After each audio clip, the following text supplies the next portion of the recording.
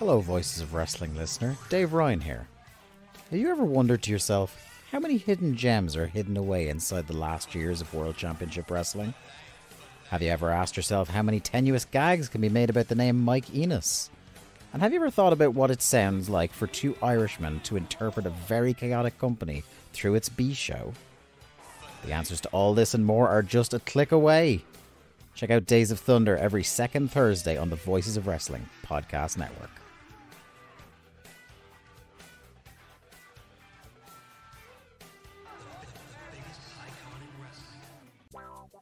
Do you like wrestling trivia?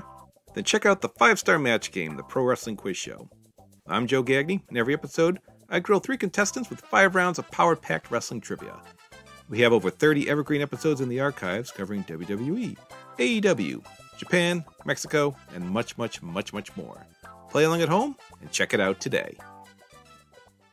This podcast is a member of the Voices of Wrestling Podcasting Network. Visit voicesofwrestling.com to hear the rest of our great podcasts, as well as show reviews, columns, opinions, and updates across the world of wrestling.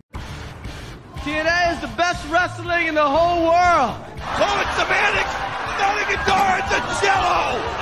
It's a cello! Hook 'em up like dogs. If you're through with your incoherent gibberish, Triton, have you conquered the great alpha male yet? TNA is my world! Welcome to Planet Jarrett! This is BS. This sucks. I've lost my objectivity, and I don't give a damn. Welcome everybody to You've Got to Be Kidding Me, episode number 38. We are a TNA history podcast that covers TNA 1 month at a time. On this episode we're talking about No Surrender 2005 in the month of July 2005. I'm Garrett and I'm joined by Liam Jones. Liam, hello. Hello. How are you? Good. See, we've done Patreon stuff, but it's been a long time since we've sat down to record a main show, so how are you feeling about this? I'm nervous. I'm anxious. I'm unwell about this. Are you actually nervous and anxious? Nah. You see, it's a thing that happens in my brain while I'm making out the show notes. I'm like, oh my god, what if this one's a disaster? What if I'm terrible? And then it usually turns out fine, but it is like part of my brain just attacking me. You know, except for that one episode. Oh no, which one? You know, that one? What if the people listening are like, oh, I know which one, and then it's like, well, no, wait a minute. Yeah, please tell us which episode you think is the one. That will upset me even more, and then I'll be even more in my head before every episode we record. I've set us up for failure. You have. Now I'm just going to be sad. So my mission is complete. Thanks everyone for listening. Please follow us on the Patreon. Go subscribe on YouTube. At Garrett Kidney on Twitter. At The Gleet Mooder. You know, getting making me sad within the first 90 seconds might be a record. That might be a record. Usually takes a little longer. I'm on the top of my game. So I was ready to go. That's what you've been doing for like the 6 weeks we haven't recorded. Longer, probably closer to 2 months. You've been like, how can I break him? Yeah, I've been training. I've been training for this moment. I've been under a waterfall like Goto, preparing myself mentally. Well, you succeeded, so the show's over. Nice. All right. Thanks, everyone. We'll see you in the next one. No, you're talking about TNA for 3 hours. You can't get out of those. It shouldn't be that long. It's not that many. It's not that much. It's only 10 pages. Tell me how you're doing. Great. Just Good. Tip-top bread. Just peak of my life. Doesn't sound sincere, but you know what? I'm going to take it as sincere. I wouldn't dwell too much on it. Cool. I'm doing okay too. Anything strange or interesting happening in your life? And anything fun happening in wrestling? No, there's nothing fun in wrestling. Wrestling is dead. Isn't there a New Japan show on right now? Yeah, right now Taichi and Shingo are wrestling. Hell yeah. Do you have it on right now? I don't. I was going to, but that's Patreon content where I feel like I'm allowed to be distracted because these idiots have already paid for it. But free to everyone stuff, I feel like I have to be on my A game, you know? I have to be focused. You have to turn it on? Yeah. You never know who's listening. That's true. Mr. TNA himself could be listening. I've run out of intro stuff, so... Do you want to go straight into the main show? No, God, no. We're going to put that off as long as possible. All right, you come up with an intro-related side banter thing. Oh. We should start scripting the side banter. We should start, because here are acceptable, agreed upon pre-show banter topics where we will talk about the moon. Let's talk about the moon, baby. Tell me about your thoughts about the moon. I think it's cool. I think it's white and glowy. Big fan of the moon. Do you believe there's secret alien bases on it? On the moon? No. The way you said on the moon suggests you think it's on other planets. Of course. Oh, so you're a Mars alien base guy. Of course. Mars Attacks. Other Mars-based alien content. There aren't that many Mars movies, are there?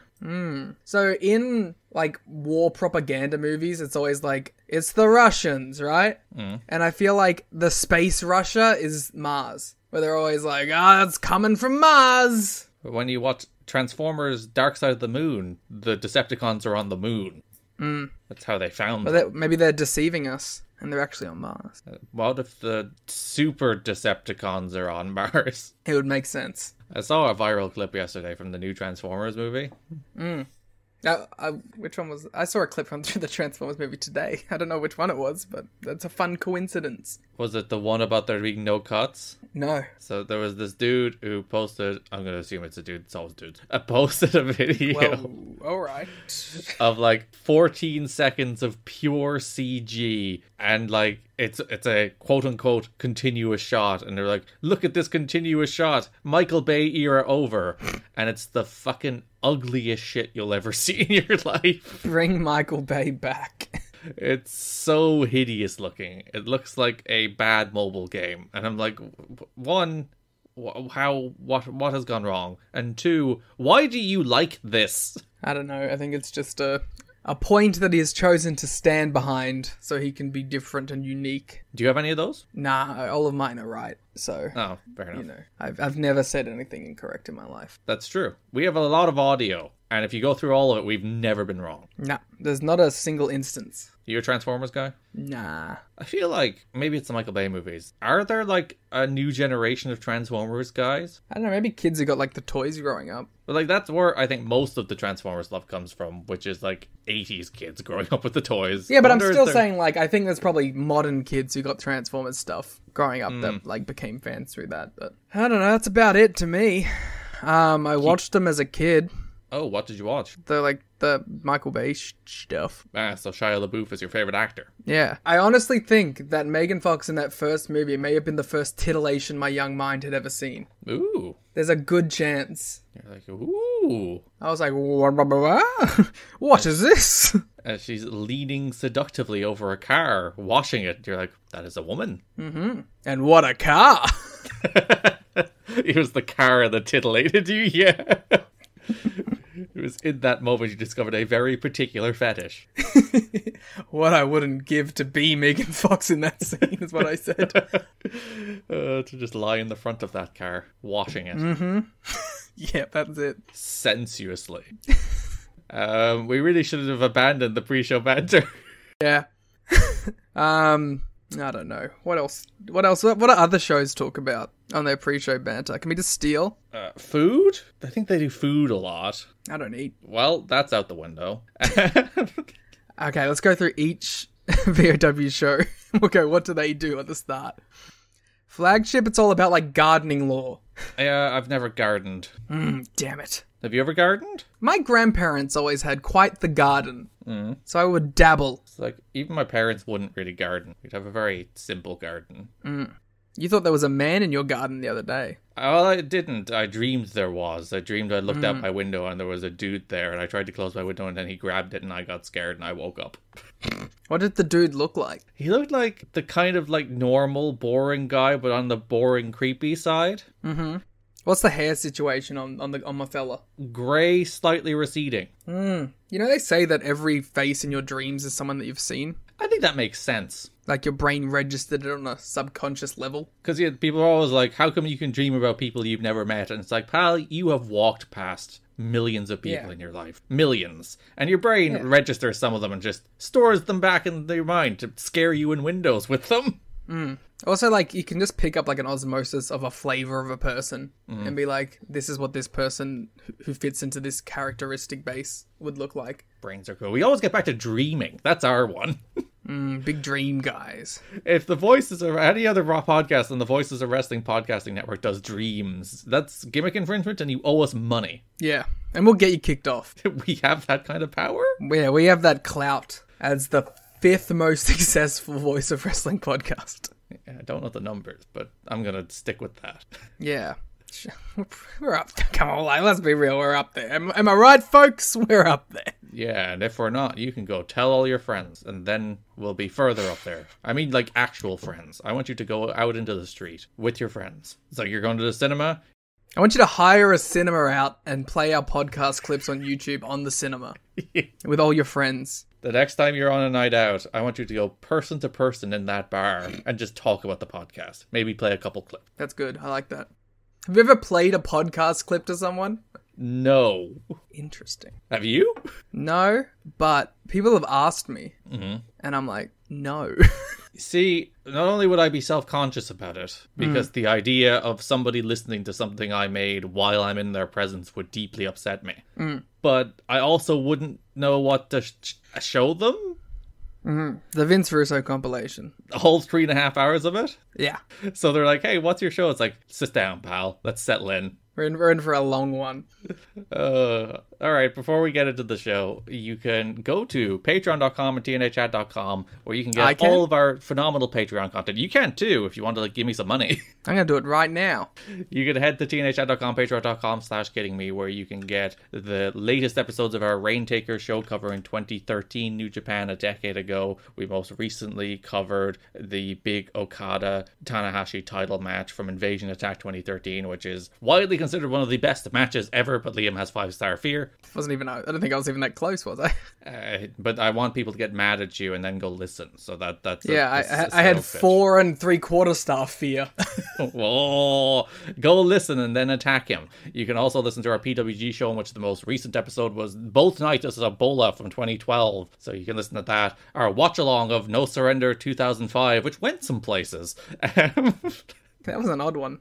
That's also available now, as well as all our previous episodes, including our entire series on the 2010 Monday Night War, our entire series on Ring King, our entire series on Wrestling Society X, our entire series on Global Force Wrestling, of which the preview episode was the last episode in our podcast. All of that is sitting there and more on patreon.com/kiddingme, tnachat.com. You can also get the show notes, which are basically a chapter from a book about a month of TNA history, as well as with the show notes, there's an ad-free episode of the show as well. That's all on the $1 tier. Easy entry level if you'd like, just no ads, and then you can listen to the sound, sweet, beautiful sound of my voice. Patreon.com/kiddingme, tnachat.com. Where in the time off, we did hit our record number of patrons. Came slightly back down again, but we did hit Didn't need to put that bit in. We did hit a record number of patrons over the last couple of weeks, so thank you for that. And we're also doing our third Q&A, which, by the way, shocked me that we've already done 2, but we're doing our third one. But you might not get to ask a question, because depending on how this goes, we might just do it after this. But if we didn't, go ask a question. There's like 17 questions there, so we have a good amount at the moment. Maybe not 17. I think there is literally 17. If you would like to have your Patreon question answered, head to tnachat.com, patreon.com/kiddingme now. There's a post there. You can reply to that post. If we record it, we'll just answer it in text. So, with that said, let's get into the show. Let's get into July 2005 TNA. How are you feeling about returning to TNA? It wasn't the most exciting return, but it wasn't bad either. It was just there. Perfectly serviceable pro wrestling show that existed. I didn't have much to say about it, and I don't know, like, specifically the TV. I just don't think there's much there going on, but also none of it's bad, so I can't really complain. It's just kind of in a middle malaise. Yeah, so they've switched to taping all 4 episodes of Impact in one taping at the moment. So their taping schedule right now is that they do a pay-per-view, and then they will, I think, either the day or the day after that, come back and tape 4 episodes of TV. And I think when you watch the TV, there's a little bit of that Ring of Honor taping in the 5th hour of a Dynamite taping feel to it. Yeah. At least the whole crowd's there still. That's true. That is a plus. These people have not walked out on the Impact taping. Seeing the last match of an ROH taping is depressing. With like 40% of the people still there. Even, like, that's being generous. Like, the first 7 rows are still there, and then it's just empty seats. Poor souls who have to struggle through at the second hour of Ring of Honor because it's 2 hours still for inexplicable reasons, despite being taped either end of a Dynamite taping that usually also has a Rampage. I was gonna say, it'd be fine if you just, like, cut out the dark tapings as well. I don't know. I think it's the after Rampage part that's really like, no. Yeah, but if you cut out the dark tapings, you can do the 2 ROH hours, and then you can do Dynamite then Rampage. No, you can't tape 2 hours beforehand. Still a lot. Don't get me wrong. Yeah, so there's some of that feel to these episodes of Impact where it's just like, oh yeah, those people have been sitting there for a while and they're no longer interested. Yeah. But also, like, on this show, it's not they're not getting a lot either in that 4th episode to really fire them up. Hey, you got a Shawn Waltman match. Ooh. Now, to be fair, that's probably better than most of the other stuff, but still. And yeah, they're very much in a holding pattern because this is the month where it becomes increasingly clear that Spike TV is the destination. Spike TV? Yeah, I should have said that backwards so that you understood me. It's very funny. So at the start of No Surrender, there did this big artsy video package that had a bunch of hidden messages in it. One of which was TNA is coming to Spike TV, which is technically the official announcement that TNA is coming to Spike TV. To be fair, I don't hate doing something like that. Especially if you're going to announce it, like, soon after. Like, it's a fun little thing that, like, will get some underground buzz. Yeah, and by all accounts, I think it worked. I think, like, forums in particular were popping off about the whole, like, Rhino is here, more are coming kind of thing, which is one of the messages. They were also, obviously, like, once they say TNA is coming to Spike TV, people worked that out. I wonder, did they think people wouldn't work it out? I'd imagine they had to think they would, because it's quite obvious that they're running it backwards. It's not like there's a real bad code to crack. No. Vince fears Jeff Jarrett. Vince fears Jeff Jarrett is so funny. Because it's like, it's such a petty little one. It's not even like the folks up north fear TNA or TNA's taking over and they're scared. I think he's talking about Vince Russo. I don't know what you're talking about. Maybe he is. But like, Vince fears Jeff Jarrett. And also not TNA. Yeah, it's just Jeff. Jeff Jarrett specifically. Bree Woo scare Vince. Scares Jeff. I did appreciate a little bit of foreshadowing as well when it said someone will get gored tonight. Raven was on the screen. Oh, I didn't even notice that. So yeah, and Raven was the one who got gored. Wow.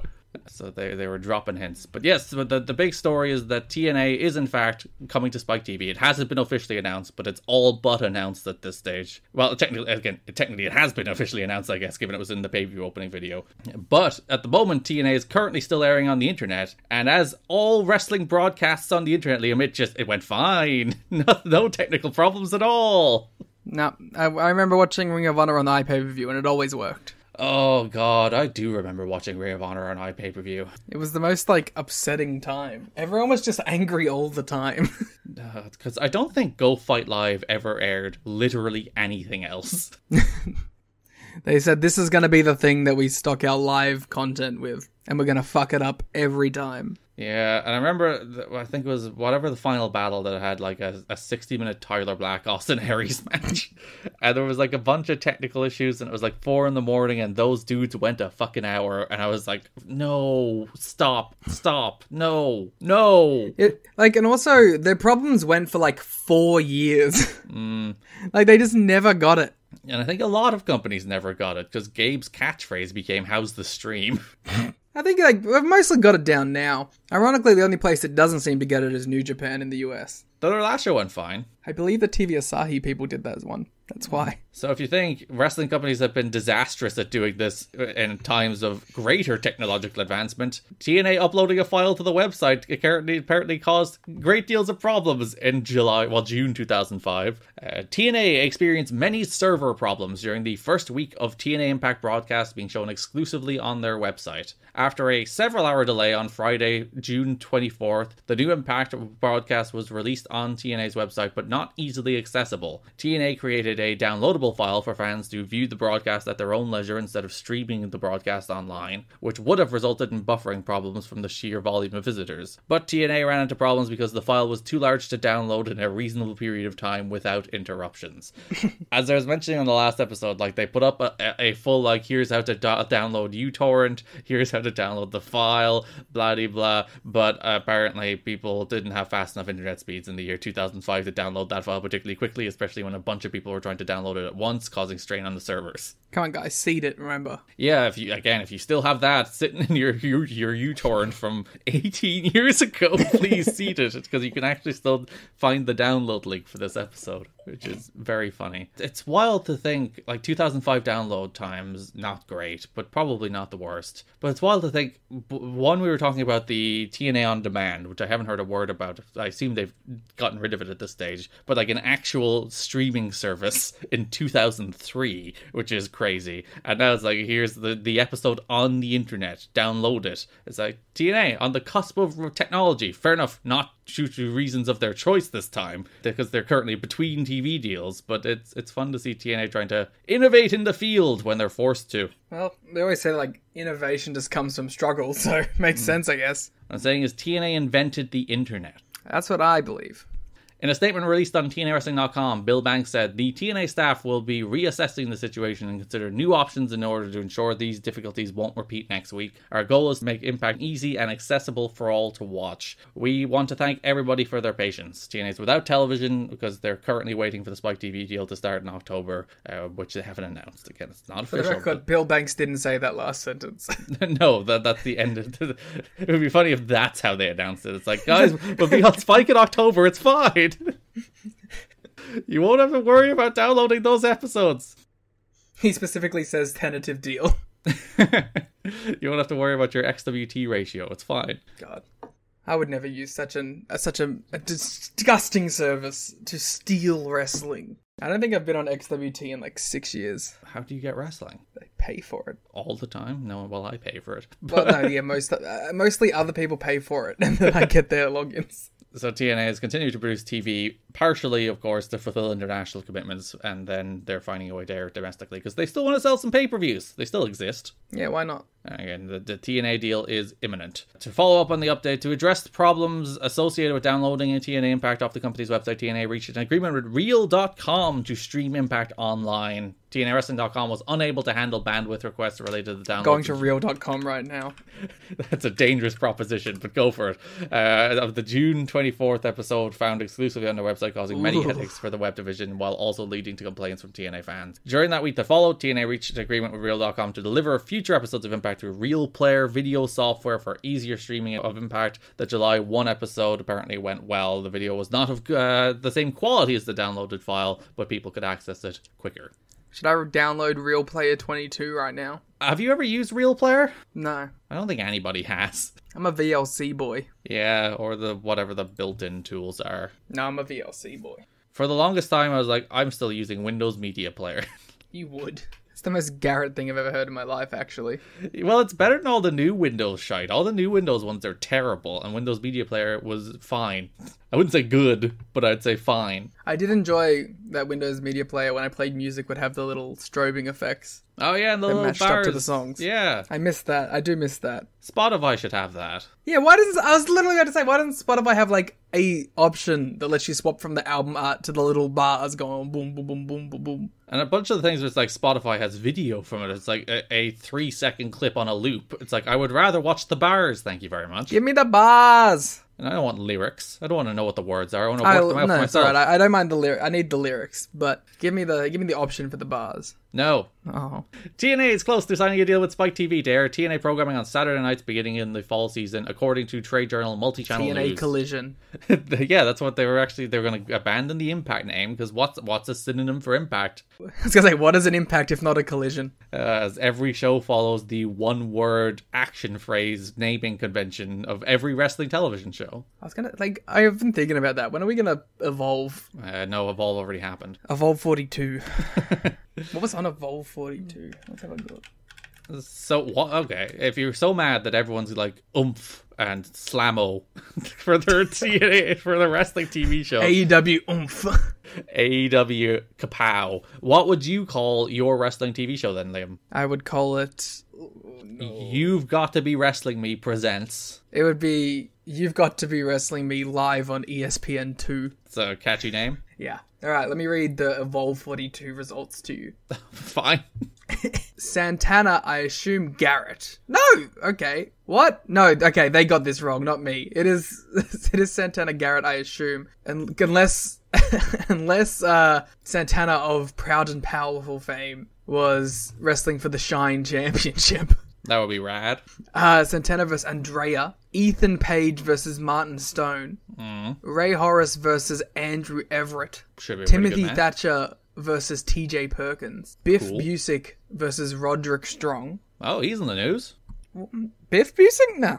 Davey Richards versus Trevor Lee. He's in the news. Trevor Lee?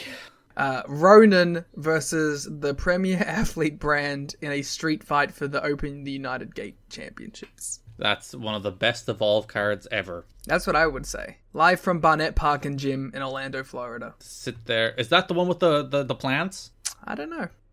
It wasn't LaBoom, and that's the good one. Nah, but the one that was just the garden center that had some plants there is the best Evolve /FIP venue. Yeah. Well, that's where Uncle John's Friends, which took over wrestling Twitter for like 3 days. So with WWE moving its programming off of Spike TV, TNA may benefit from a built-in pro wrestling audience on Spike, though, as it would essentially be replacing Velocity. Details of the deal are unknown, nor is it conclusively done, as neither party has confirmed the published report from Multichannel News, who I guess are technically the first people to put their flag in the ground, being like, this is happening. So we were talking on the last episode about how the WGN deal just seemed to randomly fall through all of a sudden. I would imagine it's because this Spike deal started gaining actual traction, which is the reason. They're like, oh my god, they're actually going to do it. Yeah, so the WGN deal, which would have been the launch of the 2005 Monday Night Wars, sadly was not to be, and probably not all that sadly. I wish one day, huh? Bring it back again. Would you like to see an actual like AEW versus WWE head-to-head war? Well, it wouldn't make any sense now because SmackDown's the main show, so we just have to go live with Rampage an hour earlier. I don't think Rampage would win. It won that one time, thanks to Bunny. It's funny, you know the way Rampage is preempted in random time slots for the last like 3 weeks? Been a bit over the place, yeah. Every time somebody is watching Rampage, it has taken me by surprise. I'm like, what? Why is Rampage on? I haven't watched Rampage in a long while. I don't think I've watched more than 2 episodes of Rampage this year, so I feel like after all the moaning, everyone had like the exact same breaking point with Rampage for some reason. It's just like, now is the time where just everyone has stopped watching it. Like, he'll do this thing where for like a month and a half, it'll become some A-Stars show where randomly they'll be on it every week. Like, at the start it was Punks, and then Moxley did it, and then like Darby did it or something, and then it's like, now we're back at that stage where it isn't someone's show anymore. Whose show would you make it? Well, we don't. There's no point in arguing that now. We have another A show to worry about instead. That's gonna be Miro's show. Miro's gonna get Rampage. Miro will probably get the Saturday show. So all the Island of Misfit Toys, all the people who are whiny and complain, you can go to the Saturday show. I'm sure they'll all get along. Andrade and CM Punk and Miro.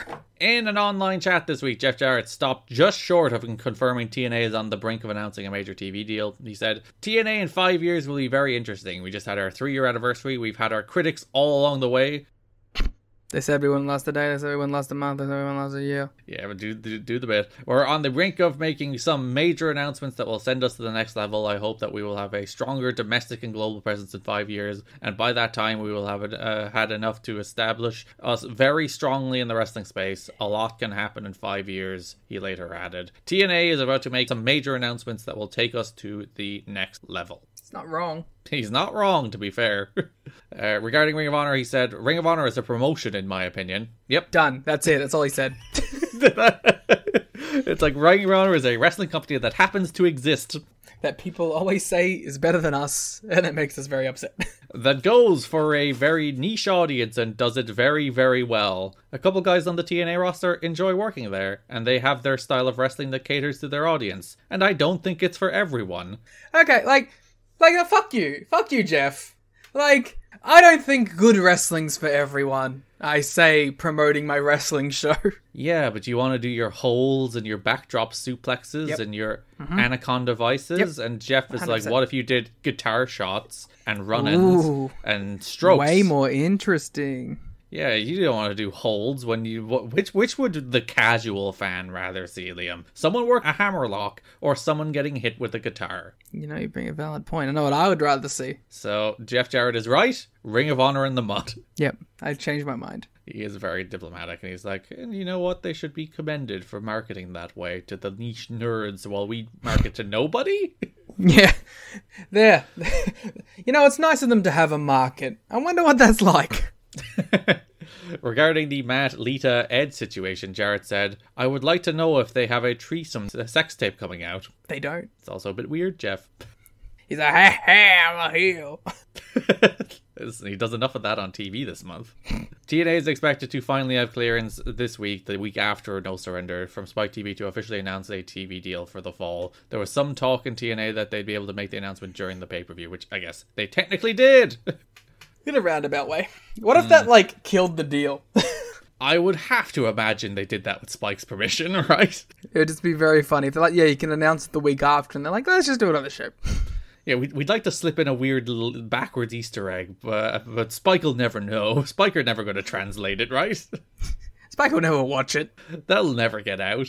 Do you think anyone from Spike watched No Surrender? I'd say so. I would say yes, somebody from Spike. Some poor intern. They're like, you have to watch the wrestling show to make sure it doesn't kill anything. Yeah, it's like, we want to make sure this is appropriate for us, so if you could please just sit there and watch all of No Surrender. And you know, the intern's sitting there drinking 10 beers and like, yeah, bars and moves and wrestling. He's like, here's rules, put on Spike. And that's how they got the TV deal.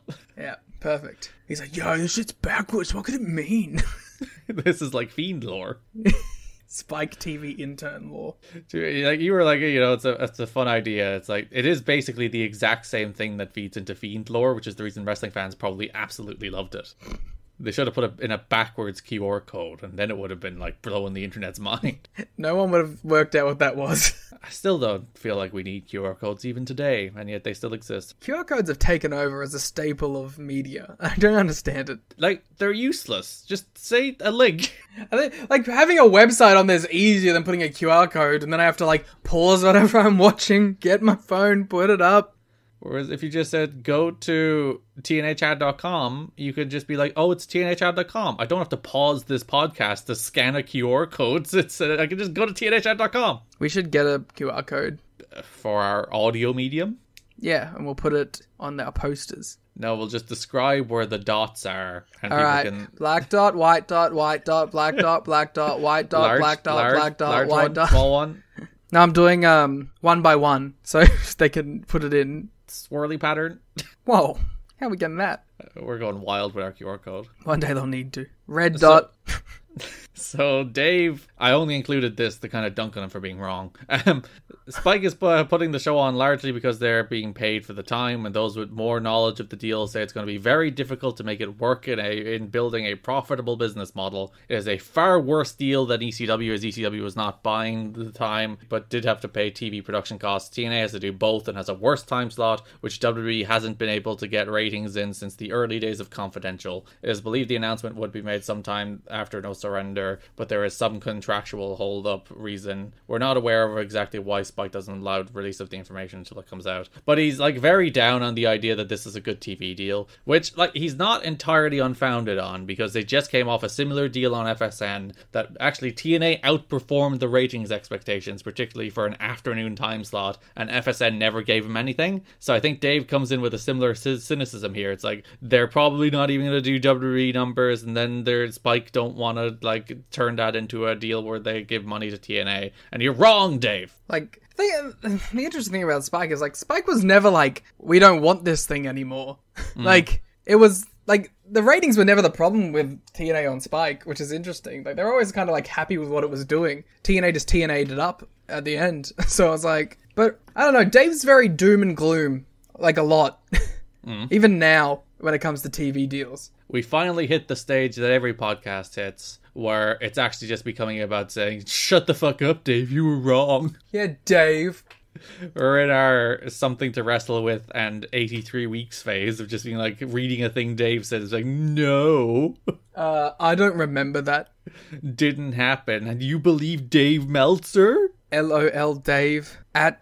What did Dave say? Whatever the fuck that stupid Twitter account is. Oh, the terrible Dave accountability Twitter that's actually just like, he just said a normal thing and you're getting mad at him. Also, half of it's just, I'm going to plagiarize the content that they put up behind a paywall and post it. It's distressing just how many people have made their personality entirely just getting mad at Dave Meltzer. And also, it's just Dave. Like, it's just him. Just let him... Who cares? But no, we should be wrestling accountability. It's not at all that he says bad things about the company I like. That's not why I get mad at him at all. That's always why they get Nah, but he mad did go 4 3/4 on Julia Tam, so fuck him. AJ Styles' NWA title reign lasted only 1 month because he was never looked at as a long-term champion in the first place by those in power, even by those who love him. Styles won the title because he happened to be Jeff Jarrett's challenger during a month where Dixie Carter took a stand and wanted to assert her authority and have him drop the title. Styles maybe moved back to the X Division and feud with Samoa Joe. Monty Brown was considered for the NWA title win instead of Raven, but the feeling is management is so high on Brown, they didn't want his big title win to come too early before he was ready. An opinion they will hold until he leaves the company. He is seen as a potential franchise player in a year, though. He has a rep for having a great attitude with just enough skepticism to keep everyone around him honest. Fuck you guys. They're like, oh, you know, we want to make the Monty title win mean something. We want to make it special. You know when it would have been special? Oh, when, Liam? Like 3-4 months ago. Yeah. Like, and the thing is, I also kind of believe that AJ probably wasn't the right guy at that point. But you had plenty of other opportunity. No, I'm firmly AJ was the guy. He's in the middle of the best run of his career. Just go with him. Best run of your career? Just have great matches on pay-per-view every month. The best run of his career? Probably like the best consistent pay-per-view match of his career, unless you're just being a New Japan fan. You're going to get mad at Dave. I'm just saying, like, New Japan exists.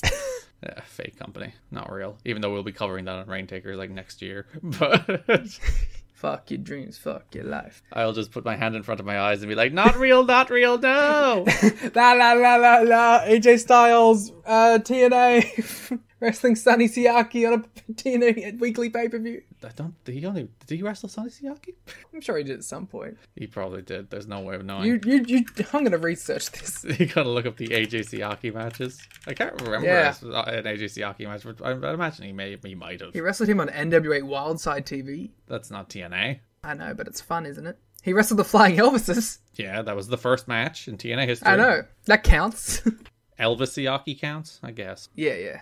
Wow, they have never had a single... Yeah, get fucked! The one person in the entire company I could reach for. You picked the one dude who's never wrestled AJ one-on-one. They probably have a pretty good match. Siaki would probably still have a job in TNA if he wrestled AJ once. It depends on which Siaki comes out. Yeah, but he'd throw AJ around. Did he wrestle Jorge in a one-on-one? Or AJ would demand he throw him around. Hey, you wanna hear a throwback? Sure. AJ Styles versus Crimson Dragon versus Jorge Estrada. Oh, what an era. Crimson Dragon's gear. Can we restart? Can we go back? Yeah, can we go back? These are the days you have nostalgia for. I truly do not. But the funny thing is, like they say, Monty's a franchise player in a year. He's actually gone in a year, so not directly TNA related, but it will be. WWE announced that 15 talents were being released this week. 7 more names were expected to be added to that list before the week is over. Which I think people say every time there is like mass releases, and it's actually never the case.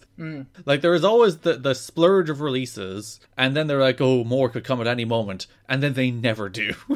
But like one name gets announced. Yeah, there's like one NXT person who's also cut that you find out about 2 weeks later. Who was cut on the same day but just didn't get reported. So the people cut: Mark Jindrak, Kenzo Suzuki, Maven, Shannon Moore. Let's go name by name, and we'll do a thumbs up, thumbs down, and if you'd want to see them in 2005 TNA. Okay, so we start with Mark Jindrak. Thumbs down, I guess. I would say thumbs up. I think he's one of those guys who sneakily could have been good, but because the majority of his development was like death of WCW, and then he went to WWE, who clearly did not give a shit about him. Any chance he had of developing into anything good just disappeared. So I'd give Mark Jindrak a go. Former TNA star Kenzo Suzuki. Gotta bring him back. Depends, does he have the nice pants? Definitely. Then he can come back. Yes. Maven. Yes. I'd give Maven a go. I'm surprised they never did. Yeah, bring Maven in. Though he wouldn't have the Tough Enough theme song, and that is a big hit to him. He doesn't have the Tough Enough theme song on the network stuff now. Which is a big hit to him. Yeah. The song is great. Do-do-do-do-do-do-do-do. It's such a banger. I was so upset every time I happen to stumble across a Maven match on the network that doesn't have that song. I'm like, what the hell is the point of him even existing without that song? A man who was backstage at either No Surrender or one of the subsequent TV tapings, Shannon Moore. He comes in eventually. He does. Would you have brought him in is the question. In 2005? Yeah, why not? He's a nice little X Division guy. Yeah, chuck him in the X Division. Akio, Jimmy Yang. Yes. Absolutely. 100%. Gangrel. Nah. You do like one wacky appearance with him. Yeah, have Joe kill him. Have Abyss kill him. Yeah, it's like, I am the true spooky monster, and then James Mitchell throws him down a pit of death or something. Billy Kidman. Yeah, why not? Yeah, I'm surprised. Again, another one of those, it's like, surely, like, of all the people you brought in from WCW, and then you don't bring in Billy Kidman? Do you think, did Billy, just stop working after he was released? He did some indie stuff. I wonder, did he not want to do it? I don't know. Someone ask him. Get him on the show. Spike Dudley? Yeah, why not? But he came into TNA, hated it, didn't he? Did he hate it? Well, he was only doing, wacky stuff as the third guy in Team 3D. He was never important. Yeah, I thought I saw an interview where he's like, I hated it. No. Kevin Fertig, Mordecai. No. Nah. No. You bringing in Dawn Marie, Liam? I like Dawn Marie. You could probably find a role for Dawn Marie. You bringing in Marty Jannetty? Yes. Just so he can tell all his wild stories? 110%. Jackie Gata. Yeah, sure.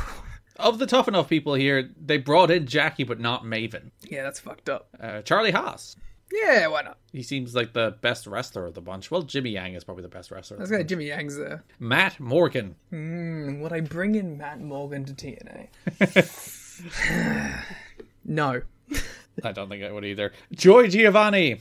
What does Joy Giovanni do again? I don't know. Was she the one who, banged Teddy Long to death? No, that's Dawn Marie, wasn't it? I don't know my mid-2000s WWE stories. We were talking about this yesterday, where we were talking about, the degree to which we are lore sickos for particular things. I was there, I remember.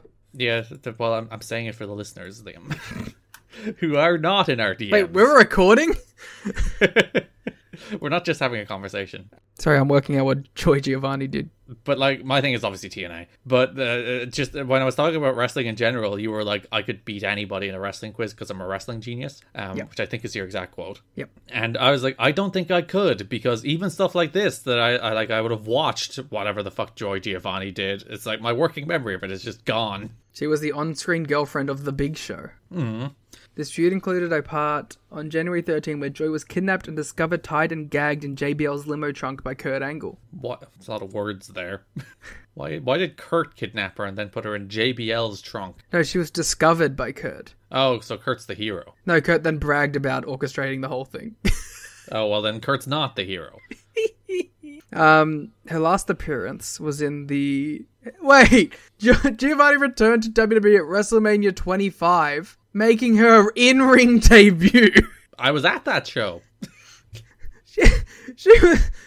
from 2004 to 2005, she was on the show, but she didn't wrestle until WrestleMania 25. When she was in that Divas Battle Royal. Yeah. She was eliminated by the Bella Twins. In which everyone came out at once at the tail end of a Kid Rock concert. I see a picture of it right now. So you didn't know a bunch of people who were even in the match, and then a bunch of people were eliminated before you realized they were even in the match, and then Santina Morella won.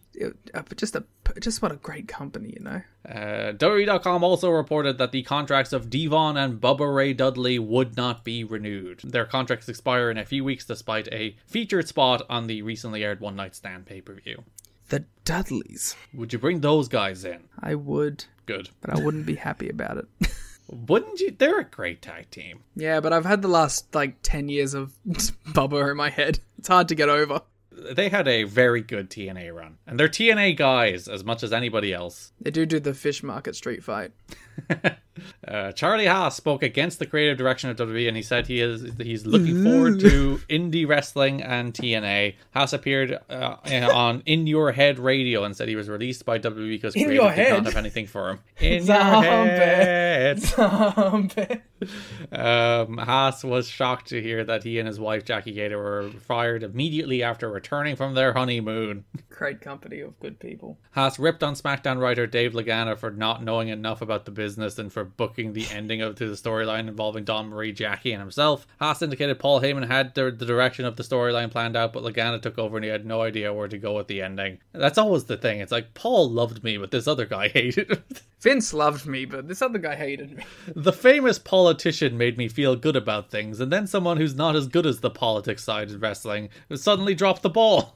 Yep. Haas said WWE needs to develop a new creative team soon. Lord knows that still applies in 2023. Haas said he is able to work independent shows and overseas, but cannot work TNA until his 90-day no-compete clause expires. Haas said he would love to work in TNA because they emphasize wrestling. Really? You watch the show? And because he would like to work with AJ Styles. He's watched AJ Styles matches, is what he's watched. Haas was outspoken against bringing talent from OVW to WWE too soon because creative is too focused on trying to find the next Rock, Austin, or Triple H rather than developing guys. On the topic of OVW, Jim Cornette was also fired this month. That'll have nothing to do with anything, don't worry about it. TNA signed a distribution deal to expand its home video offerings throughout North America. TNA will be partnering with Navarre Corporation to increase distribution of TNA products, including pay-per-view DVDs, musical compilations, special feature DVDs, and other TNA products to offer a wider range of retail outlets. I believe you would have seen the Navarre logo if you bought most TNA pay-per-views from this era. Liam, a Dixie Carter quote. Oh no. We're very excited about the potential of this partnership with Navarre, said Dixie Carter, President TNA Entertainment. Their ability to showcase our product to major retailers across North America will bolster the growth of TNA wrestling and expose our brand of professional wrestling to a wider audience, said a different person. No, that's still Dixie. Oh, cool, great. Bob Freese, VP GM Navarre Entertainment Media, stated. Can I do my Bob Freese impression? Oh, sure. We are looking forward to working with TNA Entertainment to bring their great lineup of titles to our customers. The product offers a variety of promotional opportunities with our chain, independent and e-tail accounts. Sick. You know, that's probably the reason they struck the deal, that he sounds so similar to Dixie Carter. They're just like, wow, these guys are meant to work together. So special feature DVDs from AJ Styles, Raven, and Jeff Hardy will hit retail outlets as well as all the pay-per-views. Which DVDs were these, do you remember? Well, there's the Best of AJ Styles Volume 1, there's a Best of Raven DVD, which I think already came out. There's also a Hardy DVD around this era, so yeah. Because, like, the Best of AJ one is... What the fuck is the Hardy DVD gonna be? A bunch of 2-star ass matches. Yeah, you can watch him wrestle Jeff Jarrett, and then watch him fall off things and wrestle Abyss. Some shitty TV match. They should have like a bunch of announced matches on the back half of the DVD where they just cut it and it just goes to a black screen. This one Jeff Hardy didn't show up for. It is the Jeff Hardy not showing up compilation, and it's just an hour of a black screen. That would be a tremendous bit, to be fair. I think you'd have to do that after he's left the company, though. On the topic of the Hardys, Matt Hardy was rumored to appear at the No Surrender pay-per-view, but TNA did not want a WWE contracted wrestler on their show. So this was in the middle of, it was becoming increasingly clear that Matt's indie run during this period was a little stunt before he came back to WWE to build like hype on the indies, and then he comes back to WWE with momentum. It was like, everyone realized it's like, he's not accepting dates after a certain date, and he just wants to use this little run to build some hype for himself, so when he comes back to Raw for his story with Edge, he's hot. People realize that at this point. So TNA are like, we don't really want to let you do that on our show. They should bring him in and then have him lose. Well, I'd imagine that would have been a sticking point. But, like, I think Matt was open to appearing and wanted to. And I think there's even a report one stage of TNA were worried he'd show up even though he wasn't supposed to. And Matt said at a Ring of Honor show, because he was at a Ring of Honor show the night before, I think it's the one where he wrestled Daniels, which was a weird one because he's wrestling the TNA X Division champion. But he was like, oh, I'm heading to Orlando for the pay-per-view. And TNA were like, no, you're not. I would have just shown up in the crowd. He should have done that Shane Douglas thing from that one Raw in like 2012. I thought you were going to say the Rory McAllister. They just cut to a board picture of Matt Hardy. WWE star Matt Hardy, you blow his return, and you're like, he's returning soon. You should put the date that he's like stopped taking bookings for on the screen. Yeah, so TNA were mad about that because they didn't want people to think Matt Hardy was... Because they already had their surprise for the baby, it's Rhino. And who's cooler? We don't want you to think Matt Hardy's going to be there, because he's not. Even, which is honestly a little noble, because I think a sleazier company, and not to say TNA haven't been a sleazy company, but would be like, oh good, people might buy the pay-per-view thinking Matt's going to be there. Great.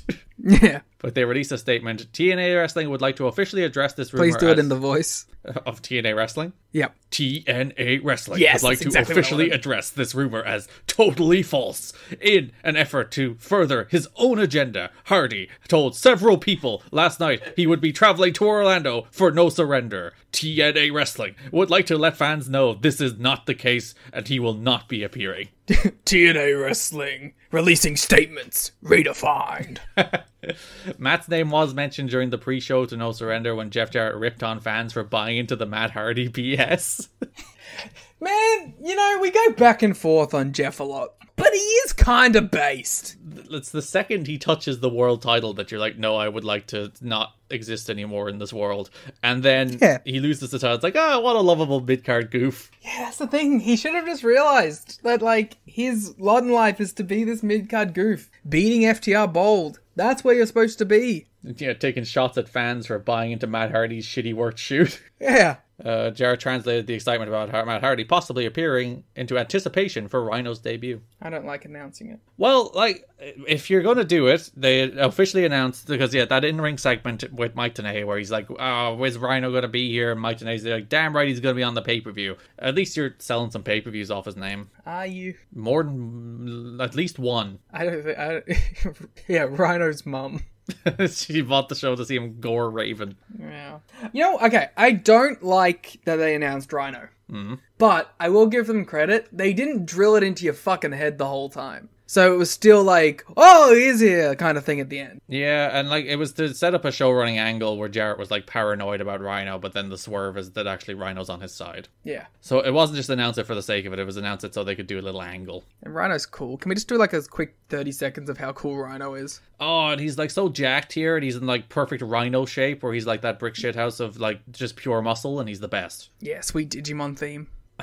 We discussed this on the watch along. So this is the wider audience. This is like the definitive poll of whether Rhino's theme sounds like the Digimon theme. Liam insisted to me that Rhino's TNA theme sounds exactly like the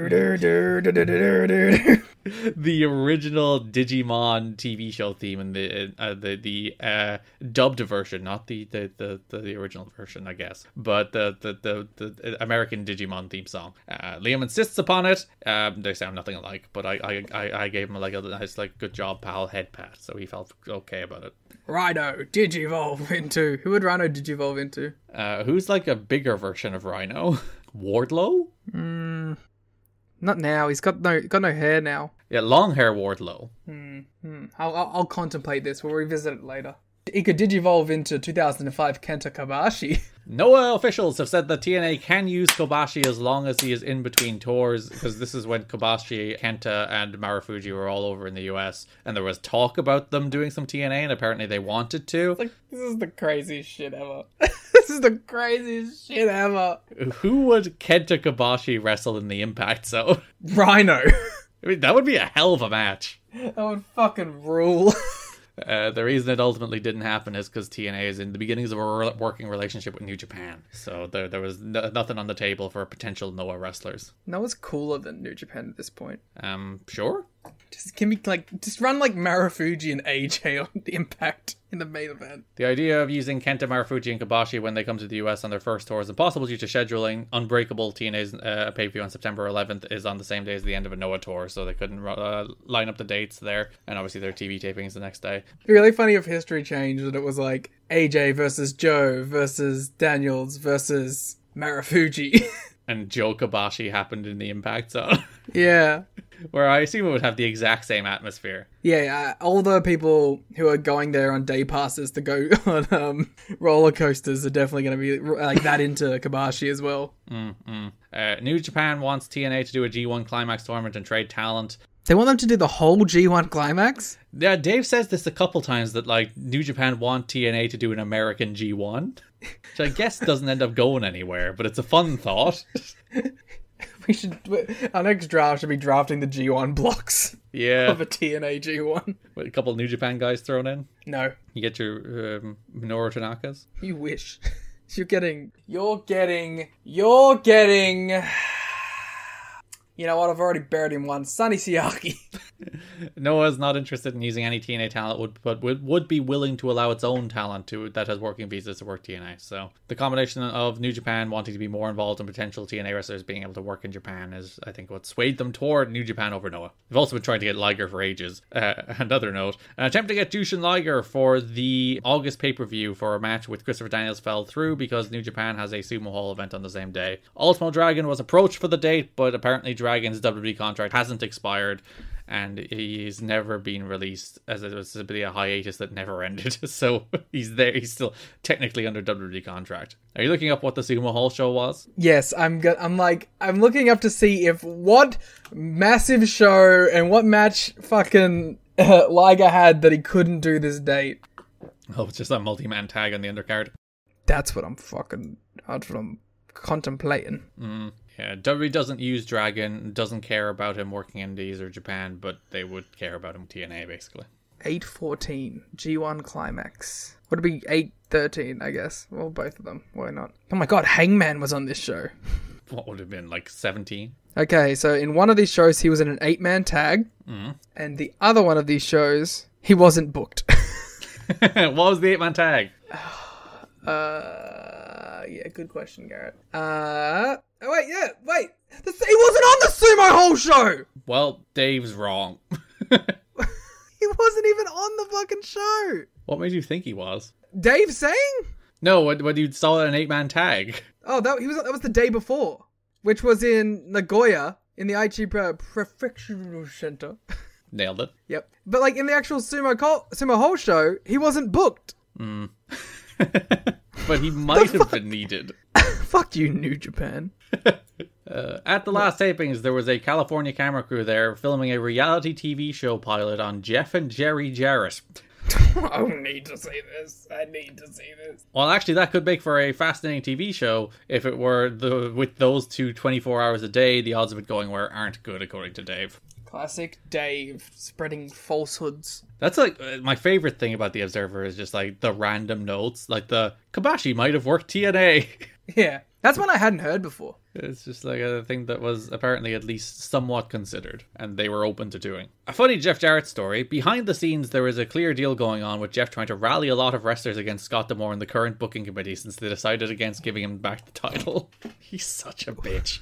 He's such a Generally, the Jarrett position is a good one to be in, but Jarrett isn't getting much sympathy from anyone, even long-time friends who see through him. It's funny, it's like, Dave there, it's like, generally, people love moaning about the booker, but in this instance, people are like, get fucked, Jeff. He was the booker too, so everyone also hates you. Yeah.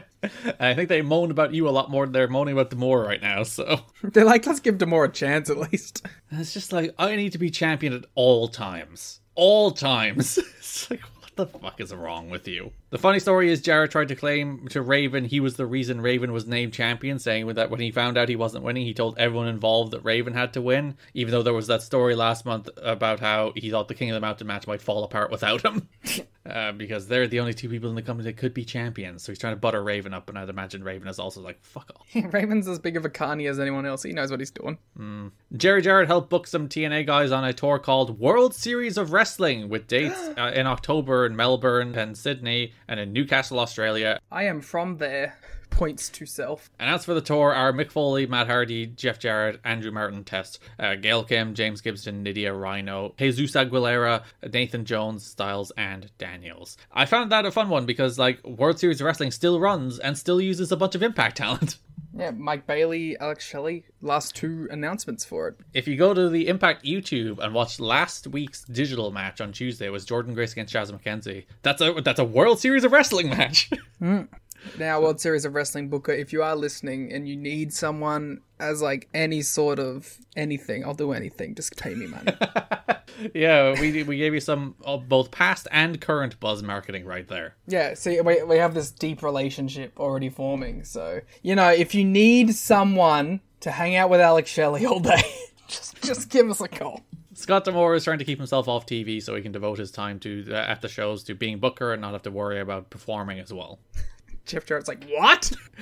Why isn't Scott trying to make himself NWA champion? He should. What's the point of being Booker if you can't book yourself as champion? He should. Alrighty, that brings us to broad topics, starting with the NWA World Championship program for the month, which is Abyss versus Raven. June 24th, Impact. We get a big return, Liam. Sorry. Water went down the wrong way. I'm taking it here. I didn't think you were going to throw it at me so quickly. The water was in my throat as you said it. You're like, I have some time. He's going to do like 2 or 3 minutes of preamble. He's going to start talking about the first segment on TV. I won't be thrown to for a few seconds. No! Hey, what's up? What's going on, Garrett? James Mitchell. Yeah, what about him? He's back. Oh, yeah. Good. I'm glad he's back. He's back for his most famous role ever. Yes, so this is the beginnings of James Mitchell and Abyss being an actual act together. James Mitchell is backstage on the June 24th Impact, and he's talking to Abyss. He points out that Abyss has never gotten his one-on-one title match, despite earning it twice. And then Mitchell says, like, all you're missing is, like, the politicking and all the backstage stuff and all, like, the greasing the palms. I can do that. I just need a chance. And Abyss looked a little skeptical. He doesn't know whether to trust the sinister minister or not. Yeah, the man who is the literal embodiment of the devil. He does not know whether or not to. It's like, should I put my fate in his hands? Even Abyss is like, Abyss, known follower in the history of TNA, so it's like, Yeah. Doesn't take much for Abyss to get on your side. Though we do know that Raven accidentally summoned Abyss from hell. Yep. That is established lore. That we made up. And in TNA lore, that James Mitchell is the official, like, ruler of hell. Yes. So, that adds up. Yeah, sure. No matter how it got there, I'm just glad we're here. Yeah, even in my head, I thought the James Mitchell Abyss stuff was earlier in the year, and like, they took so long to get there. And it's such an obvious pair. It's a pairing they teased as well. If you remember, was it the build up to either Victory Road or Turning Point? There was like James Mitchell doing the in the rafters thing, doing the spooky voice, shouting at, I think it was even Raven or Monty at that time as well. And it's just like, you had the idea, and it's the right idea. It's a pairing that really works, and it took you so long to pull the trigger on it. Well, they thought one of them was leaving, so... Yeah, and James Mitchell also, like, because he did a promo for One Night Stand that was apparently cut, so he didn't even make it on One Night Stand. Which old TNA people were banned from. Yeah, and I think he was out of contract, so maybe they were like, oh, he's flirting with WWE, now we've got to bring him back. It worked. See, he is a master politicker. Yeah, he's like, I'll do one promo for One Night Stand that'll get cut, and that'll get me the best managerial stint of my career. He should be doing more. He's on Impact next week.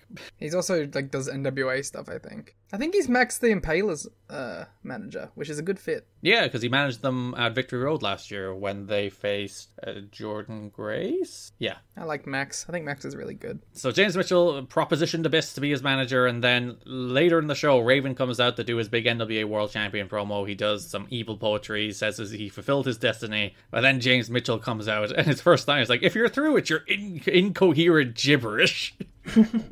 My favorite thing here is that, like, Raven just gets beat up, and the first thing that went through my head was, Raven has shown more vulnerability in his first day as NWA champion than Jeff Jarrett did his entire run. Yeah, Jeff Jarrett, again, we talked about for a guy who was, like, rooted in Memphis, he was really bad at showing ass while being champion. Yeah, 100%. Whereas here, Raven is going back and forth with Mitchell. Abyss jumps him from behind. They do a little brawl that ends in a black hole slam that Abyss chokes Raven with the chain as it becomes clear that Abyss and James Mitchell are now in cahoots.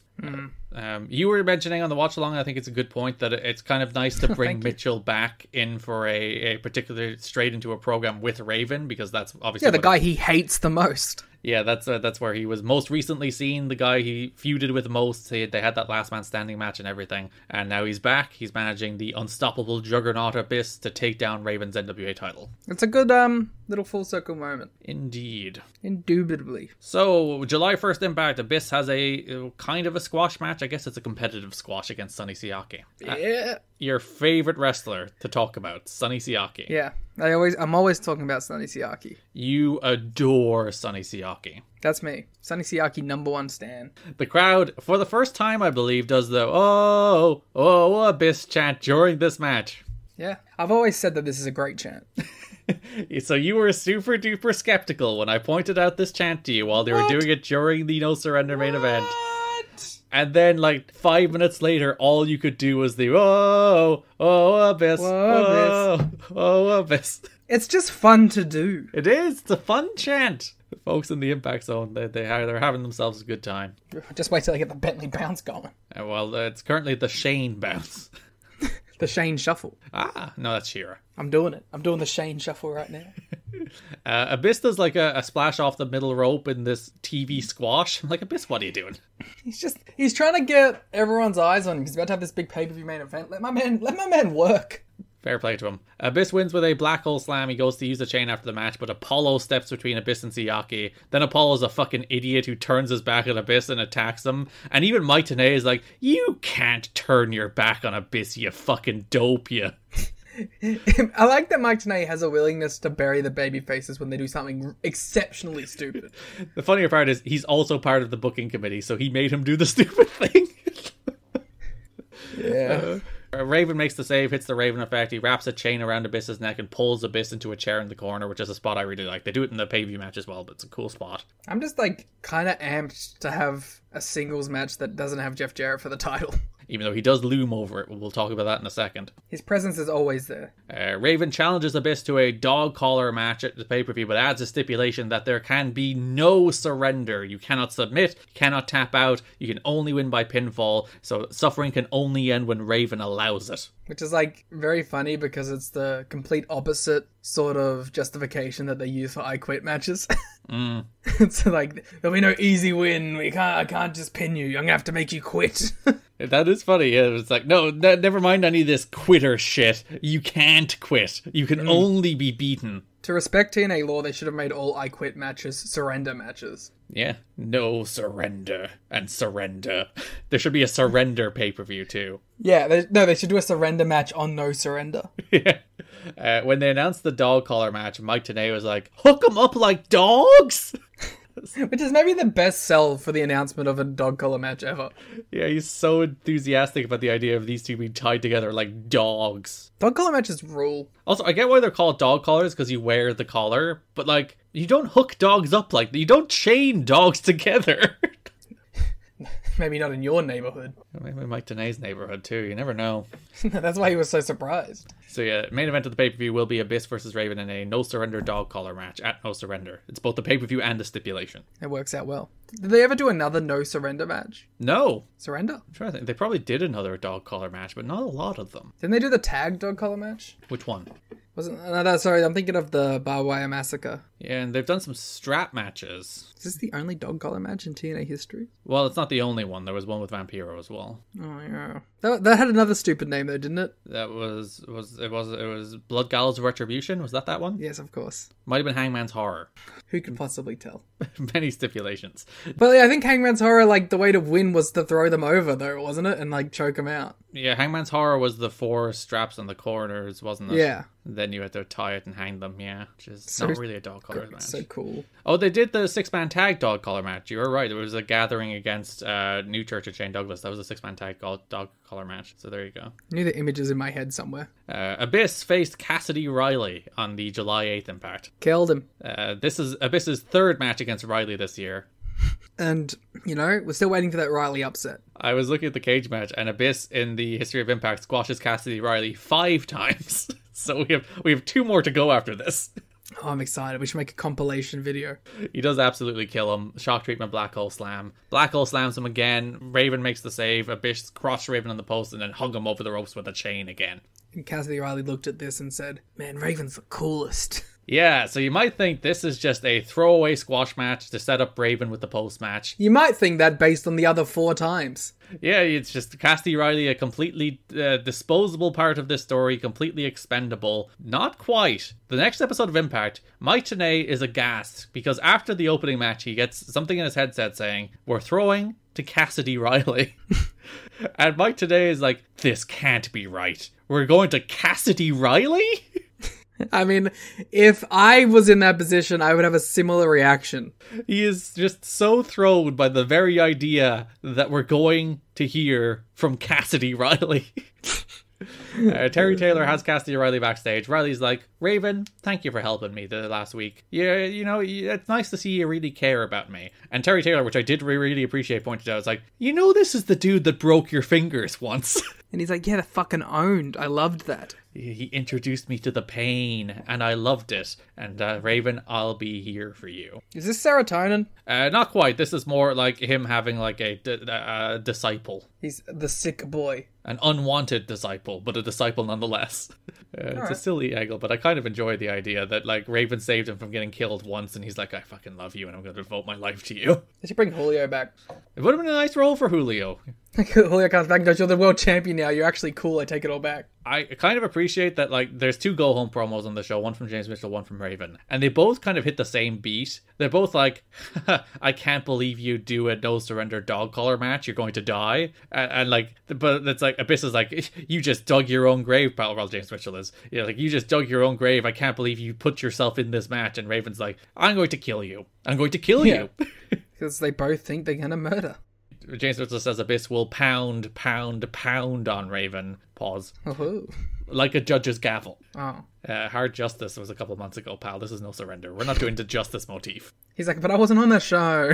And then the show ended with Raven cutting a promo being like, Abyss, you're going to beg to say I quit, but you can't. And I'm going to keep beating the shit out of you. Nice. So, main event of the pay-per-view. Raven defended the NWA World Heavyweight Championship against Abyss in his first title defense in a no-surrender dog collar match. Oh, Abyss. This is where those chants are out in force. They were only like the beginnings of the chant for the Siaki match. Now it's like, full-on Abyss chants. Yeah, we were talking about this during this match, how TNA actually showed a lot of restraint on this show by making this the only full plunder match, and it actually worked because it made it all stand out. And even though there were better in-ring matches on this show, I thought this match kind of rocked. I thought it was fun. Yeah, it's just Abyss and Raven doing wacky shit. Raven pulled Abyss's chair to a head in the corner. Raven stapled $1 to Abyss's bleeding head, which is like, it's funny because the staple gun is usually one of the easier gimmicked spots because it makes the noise without you ever having to see the staple. But here they're like, no, we're going to make sure they know that it's a shoot staple gun. You're going to staple $1 to his head. That's why they do it. You got to respect it. Raven knee lifted Abyss off the stage through 2 tables. Then as Raven was walking down the ramp, Abyss just pulled on the chain and yanked him off the stage for like the best kind of clumsy fall through a table. It wasn't like the clean, take a back bump. He felt like hip first because he was pulled off the stage. Raven also speared Abyss through a table against the post. And Cassidy Riley came out to help his pal. He's going to help Raven defend it. Oh no, he got chokeslammed through a table. It was a great bump too. Again, not a clean one that looks like he just died. Yeah. Raven powerbombed Abyss into tax, but Raven kicked out. Raven kicked out of a black hole slam, which I think makes him the first person in TNA history to do so. Yeah, and they got a big reaction too. Yeah, Raven hit Abyss with the Raven effect into thumbtacks to retain the NWA World title. Yeah, really good main event. It's a classic Raven plunder, but Raven's been like on decent form this year, aside from the Dustin Rhodes matches, I guess. But like the Hardy match was great nonsense. The Sean Waltman match was great nonsense. And this is great nonsense. Yeah, Raven's on a bit of a run. Just blood and plunder and people falling through tables and chains and black hole slams and thumbtacks. What more could you want from a pay-per-view main event? You could throw Rhino in there too. Which we will get to in a moment because we have to talk all about Jeff Jarrett's whining through the month first. So Jeff Jarrett comes out during an AMW versus Simon Diamond and Triton match. How dare he, first of all, break up such a mystical match that everyone has been dying to see. So yeah, the week before, Jarrett's shouting at Larry Zbyszko he's demanding his rematch. Larry explains that the King of the Mountain was his rematch, and it's not Larry's fault that Jeff Jarrett blew it and got himself taken out of the match. And then Larry is like, Abyss deserves a title shot. New talent coming in deserves a title shot. And Jarrett's like, wait a minute, new talent? New talent? What the fuck is this new talent you're talking about here, pal? Samoa Joe. Oh, yeah, which he probably does deserve a title shot. We'll get to Joe in a second. About the extent to which people believe he deserves a title shot because wrestling is dumb and stupid. So Jeff Jarrett comes out during this July 1st AMW versus Simon Diamond and Triton match, which might be the last of Triton. Can he get another tag? I'm not sure. He might show up again, but he is replaced on the pay-per-view by David Young. thought he had 2. Yeah, he has a second tag against Siaki and Apollo. Oh, yeah, they even win that one. So Simon Diamond... Oh, this is the return of Simon Diamond as well, by the way. Simon's back. And he has a problem. His problem is that Triton's his tag team partner. There's such a silly little pairing, too. I wrote that the joke into the show notes, and thank you for teeing me up for it. I gotcha. Jeff Jarrett comes out. He's really mad. Larry won't give his rematch. He insists he's being robbed. He's shouting at Mike Tenay. He promises to run Larry out of here. He's doing this on commentary, by the way, during the match. He promises to run Larry out of the company just like he did Dusty, and he wants to know about the new talent, and then says somebody's going to pay next week. Nice. And then, because he takes Don West's headset to do all this, he's shouting at Mike Tenay like he always is. And then Don gets his headset back and he tells the biggest lie in TNA history, where he's like, Jeff Jarrett just interrupted a heck of a match. I've been watching this match and these guys are tearing it up. It's a heck of a match. Storm pinned Diamond with a super kick. Completely unrelated to anything. This match existed, sure. So July 8th, Mikey Batts and Zach Gowen are having a wrestling match. Yeah, and Mickey Batts.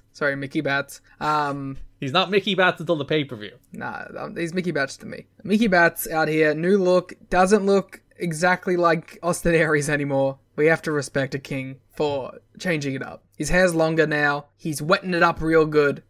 Long tights. He has some shiny independent wrestling gear from the year 2005. Yeah, so good work, Mickey. So Mike Tenay on commentary immediately starts talking about how Jeff Jarrett said somebody will pay this week, which might be the hint that something's about to happen.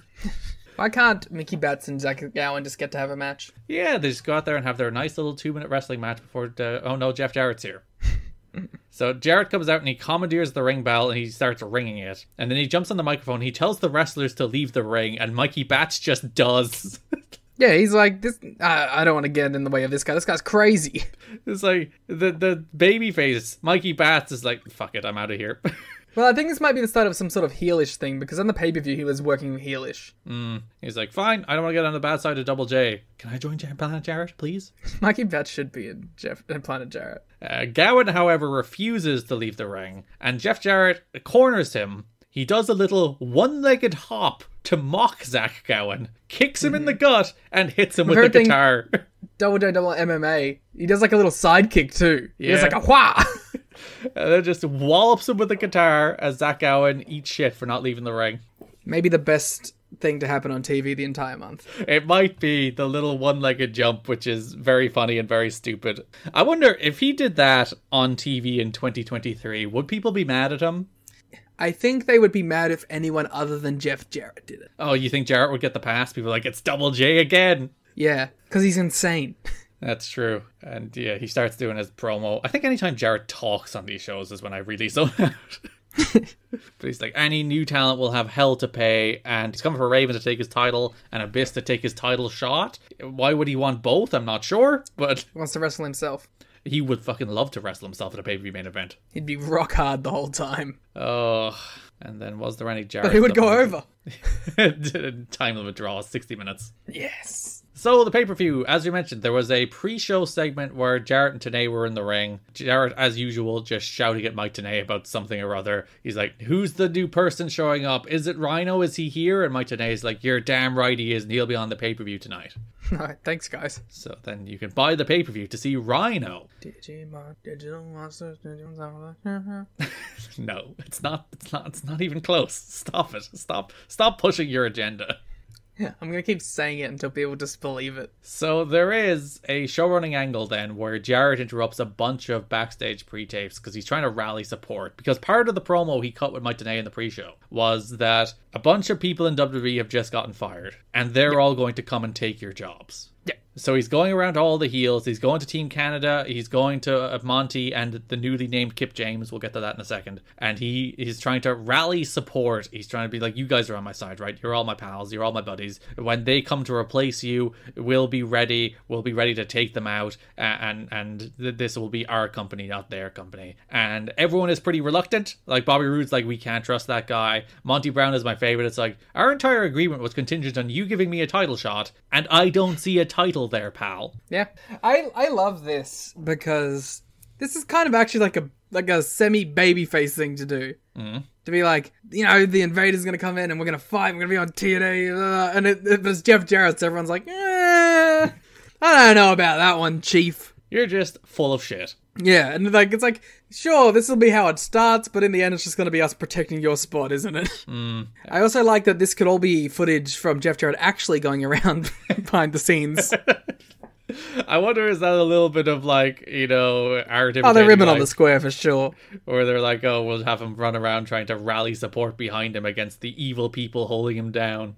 Yeah.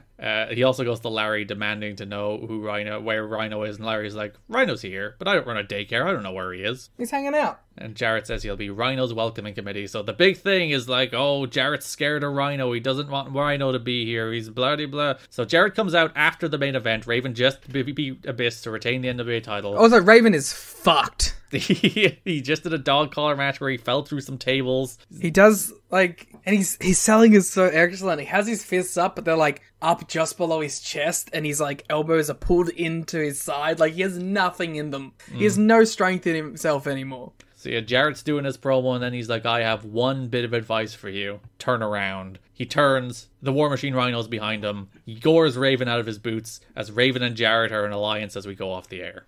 It's a pretty good ending. Yeah, you got Rhino here. The thing I most thought about watching the TVs is like, dear God, we need stars on this show. Yeah, 100%. God, we need stars. At least when you had the Nash and DDP era, like, you'd be like, oh, Nash and DDP are on the screen. I will at least sit up in my chair a little bit because they are stars. Yeah, the phone will go face down on my lap for a second.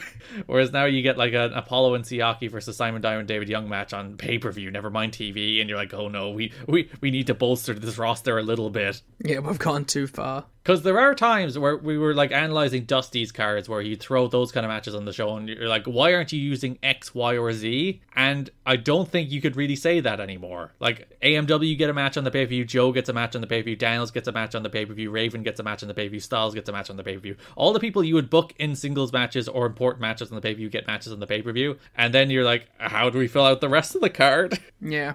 Well, like, the easiest, like, sort of representation of that is, you look at our broad topics, there's no, like, miscellaneous tag. It's just heavyweight, tag, X Division. They're really, like, they don't have depth in this roster right now, and I think they're doing a pretty good job at what they have when you look at it, but it doesn't make for the most exciting TV at times. I mean, like, not having depth on the roster probably gave us Sabin and Joe, so... It's just like, we're going to throw Joe on the pay-per-view, we'll put him against Sabin, and the match rocks. We'll talk about it in a sec. Yeah. One of the best matches of the month. Actually, you know what? Let's talk about it now. Let's go straight to Joe. Yeah! Because we're moving over to the X Division anyway. Well, speaking of, like, people that you sit up when they're on the screen, that was me every time Samoa Joe came out. I was like, wow, let's go, Samoa Joe's here. Yeah, so first Impact of the month, July 24th of the pay-per-view cycle, Samoa Joe wrestles Ring of Honor legend Delirious. Yeah, and he beats the piss out of him. He does. There's a moment where, you know the way Joe does the chop to the back, kick, and then drop a knee? Yeah. So one of Joe's, like, long-time combos. So he does the chop to the back, the kick, but Delirious doesn't fall, like, to his back so that Joe can drop the knee. He's still in a seated position. So Joe's just like, fuck it, I'm gonna drop the knee on your seated neck. I thought he was gonna do the senton. He would have crushed him. I thought he was gonna fucking crush him. I like the opening started part of this match is Delirious is doing his Delirious antics where he like runs outside the ring, he does a lap of the ring, he runs back into the ring, and Joe just sweeps his legs and absolutely kills him. Yeah, so I think this match was super necessary, and it also kind of got me onto your position too, that the Sanjay match was kind of perfect, because Sanjay was the introduction, but then he got to do this the week after, where he just murdered someone. Just absolutely killed him. I had a small pet peeve about the entrances. So this match came right after the Jeff Jarrett shouting about new talent to Larry Zbyszko segment. So as Joe was making his entrance, all the announcers were doing was talking about that. You know, they were following that up, coming out of that segment, which I'm fine with. But if you're going to do that, have Delirious come out first. Yeah. Just have Delirious make the first entrance. Yeah, just swap those so that they're talking over Delirious in his entrance, and then when Joe comes out, it's business about Joe. Yeah. Yeah, absolutely killed him. Destroyed him. Muscle Buster, Coquina Clutch. Joe picks up the win. I love how Joe is ending these matches too, because you fully believe he would win every match with the Muscle Buster. He's just putting on the Coquina Clutch to be a dick. Yeah. It's just absolutely unnecessary death kills for Samoa Joe on all of these shows. And like, even like Tenay kind of sells it, because he's like, Muscle Buster, it's over, and then he just goes like, oh. Also, like, he explains how Coquina is Samoan for choke, so it's the choke clutch. Wow. but if you don't call it a choke, even though it's a different language for choke, it doesn't count as a choke. Yeah, wait, chokes are illegal. There's some pedantry about that. We'll get to it when we talk about the Sabin match. Joe had another squash 2 weeks later. It was Joe against Elix Skipper against Shark Boy. Which I was like, alright, they're going to give him a win over Elix. That's kind of a big jump from where he is. And then Shark Boy came in and I was like, ah. Yeah, because like they had Shark Boy win the Slammiversary Scramble. And he also had a little squash match over David Young in the first Impact of the month. The only person lower on the totem pole. So they're not doing like a push of Shark Boy, but he's like slightly more featured because he's in the news because of that lawsuit. Yeah. During this entrance, I think that Samoa Joe just straight up shoulder checked SoCal Val and then was such a dick about it too. Like looked at her like, why did you do that to me? It's very rude of Samoa Joe. He's a mean fella. He like when he comes out, you're just like, that man has presence. Yeah. Like you look at him and like he owns the television screen. He makes it feel like TNA too. And like these are his first TV matches. He's never done TV before. So he's like coming out and he owns the television screen. He just has such presence. Like you cannot look away from Samoa Joe. He's the best. Yeah. Here he does this match with Skipper and Shark Boy where they actually do some fun stuff. There's like a sunset flip Tower of Doom. There's a spot where Joe German suplexes both guys at the same time. Yeah. Skipper looks to do the rope walk, but then Joe just drop kicks the rope. Muscle Buster and Coquina clutch on Shark Boy then for the win. Good stuff. Joe's just killing dudes. Then he technically loses.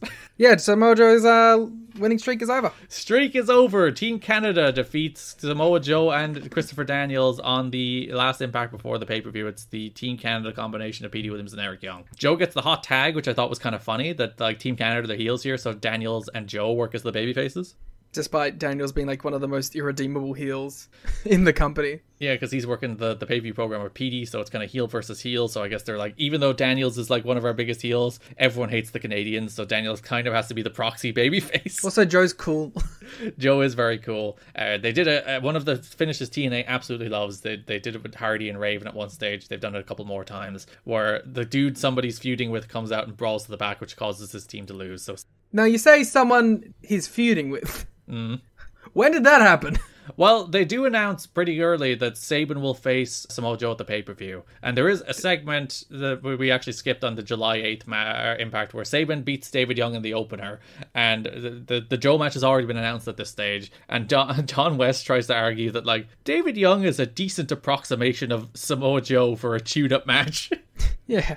But, like, nothing is really brought out, like, let's go beat up this guy in this. But I guess Sabin's just like, I need to get every advantage possible. Yeah, Joe just jumped Sabin after this match, so Sabin is just returning the favor. Okay. But yeah, Don is like, this is like him wrestling Samoa Joe, and Mike Tenay is like, it's absolutely fucking not. They're basically the same guy. So much so that he like goes back to it. It's like, and another reason they like Joe has won more matches than David Young has in the last 3 years, and Joe's been here for 2 matches, and David Young has been here for 3 years. Sabin lands on his head taking a German suplex for no reason whatsoever. But they do replay at the show. He only landed like high in his neck, so I'm sure he's fine. Yeah. A guy who's never had histories of neck injuries. Yeah, he'll be fine. My favorite part of the match is because it goes to commercial break and they come back, and the first thing you hear when they come back is Don being like, amazingly, David Young wasn't beaten during the break. It's a great bit. They should do that on Dynamite. Yeah, so Sabin wins with the Cradle Shock. Joe attacks him after the match and chokes him out, which does set up Sabin coming out to brawl to the back with Joe during this Team Canada versus Samoa Joe and Daniels match. And then PD pins Daniels with the Canadian Destroyer. I kind of am in. I know this isn't the part where we're talking about it, but I am kind of into the PD Daniels stuff. Yeah, let's cover that here too, and then we'll talk about both pay-per-view matches at once. Let's just bust out all the X Division. So, first show of the month, Skipper loses the Christopher Daniels in a TV main event. Tremendous bit with Skipper hiding in the entrance tunnel, waiting for Daniels to come out. Yeah, so Skipper comes out first, and he doesn't get in the ring. He runs around the ring, runs up the ramp, and hides to the side of the tunnel. He does a little so no one will reveal his scheme. So he's standing at the side of the tunnel so that when Daniels comes out, and he even has his hood. Yeah, it double works. It's the only guy it'll like 100% work on. Because you have the little thing where he doesn't have the peripheral vision anymore either. So he could not possibly see Skipper there. He walks right past him and Skipper jumps up from behind to start the match, which is, I think, yeah, it's a fun little bit. It's good stuff. Yeah, the entire first half of the match is just Skipper kicking Daniel's ass. Daniels hangs Skipper up on the ropes. This is where Tenay announces Joe versus Saban, by the way, for the pay-per-view. Eventually, a fun finish. Daniels submits Skipper with the Koji clutch. Busted out. So he's winning with what would probably be his third finish, beating his old tag team partner. Yeah, that is fun. I mean, Daniels is one of those guys that you just like have 1,000 finishes because he's the ring technician, you know. So the July 1st Impact, Daniels is pointing out how he has defeated Shocker, a man from Mexico. Shocker. He has defeated Chris Sabin and Michael Shane at the same time, two men from America. Ooh. So he has defeated the world, he says, after beating these men from two countries. Yeah. The two countries that exist. They did this thing, they only did it on this episode, where they played some music underneath the backstage promos that wasn't the Impact theme. Like here it was David Young's music for some reason. Because he's a good approximation of the world. He's the bald man, just like Christopher Daniels. Wow, that's the alliance. Bald W.O. Yeah, so they were trying this new thing where they were playing different music underneath each backstage promo, and I think they realized it doesn't really work. So they went back to just playing the Impact theme underneath the backstage promos, and I think that's fine. And why not? Daniels is like, I am transcending borders, which then brought up the Canadians, because he's like, I have no more empires to conquer. And Petey's like, what about Canada, pal? They're like, and he's like, no, I want Liger. So yeah, there's a fun little back and forth then where Petey goads Daniels into giving him an X Division title shot, and Daniels is like, wait a minute. Why would I do that? You want to prove you're better Canadians? It's like, yeah, then give me a title shot. It's like, fine. And then he's like, fuck. It's funny because like it's normally Daniels who does that to people. Yeah, it's a turnabout is fair play for old Christopher Daniels. He got done in by his... No, you know what it is? He's normally used to dealing with the dumb idiot baby faces. He had to deal with a fellow conniving heel. Yeah, Scott D'Amore has trained Petey well. Yeah. And that is like the little story they're telling in the month, that like in D'Amore's absence, Petey is stepping up, that he's taking the leadership role within Team Canada and like leading them on into the future. Because there's a promo on one of these shows where they're like super sad. They're like, Scott D'Amore's missing. They solemnly sing the Canadian national anthem. Yeah, it's like we have nothing left. And then Petey's like, no, we have to do this in honor of Scott D'Amore. We will lead into the future. Who is dead. They have a little photo of him on the locker that's open behind them. In memoriam of Scott D'Amore. That's one of my favorite TNA things that no one else really does, is they do the backstage segments in the locker room. And I always thought that was such a fun touch. Of course they would. That's where people are hanging out. Makes sense. And it's a thing where I think TNA always tried to find like a variety of places to shoot those. Oh yeah, interesting backgrounds and interesting sets has always been a TNA staple. And especially once we start moving into proper TNA comedy too, where they're like, let's go do a thing in a convenience store. Let's go have Motor City Machine Guns try to beat up Bob Backlund on the side of the road. Let's just do different things in unique areas. They also always tried to make the best use of filming in a studio lot. Because they're like, let's go out and do things in this big open space. Let's go find different areas around that we can use. Yeah, and even like within the arena, when you think about like how they have an interview set, that's where they do like a bulk of the interviews. Then, as we mentioned, they have like the locker room where they do the Team Canada ones. Mike Tenay does sit down interviews inside like the empty Impact Zone earlier in the day. There was that one he did with DDP, which was like with the looking through the back of the tunnel into the arena. It's like they're constantly just trying to find ways so that you're not in the seats. Yeah, they're sitting in the seats. They're constantly trying to find ways so that you're just not looking at the same thing over and over again. Yeah, which is like a remarkable amount of foresight in production from a company that I wouldn't expect it from. And from other people who don't do it. It's like every company is just like interview set, ring, interview set, ring, interview set, ring, move on. Yeah.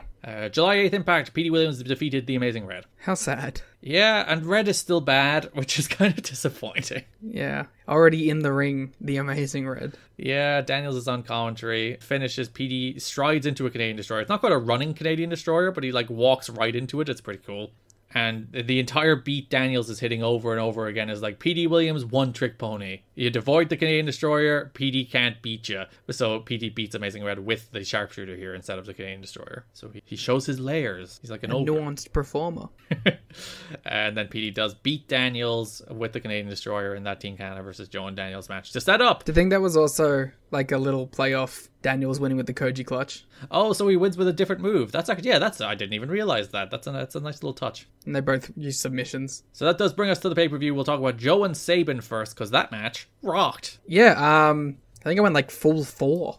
Yeah, because it's the classic Joe formula, where he is the big unstoppable man who's beating the shit out of Sabin, and Sabin is valiantly fighting from underneath for everything he's worth, like drop kicking Joe into rails and doing everything he can to get any small advantage against Joe. And it's just a perfect, timeless formula from like a dude who's a really good underdog babyface against a dude who's a really good overbearing heel. Yeah, and like, of course, Joe just comes across as a force of nature.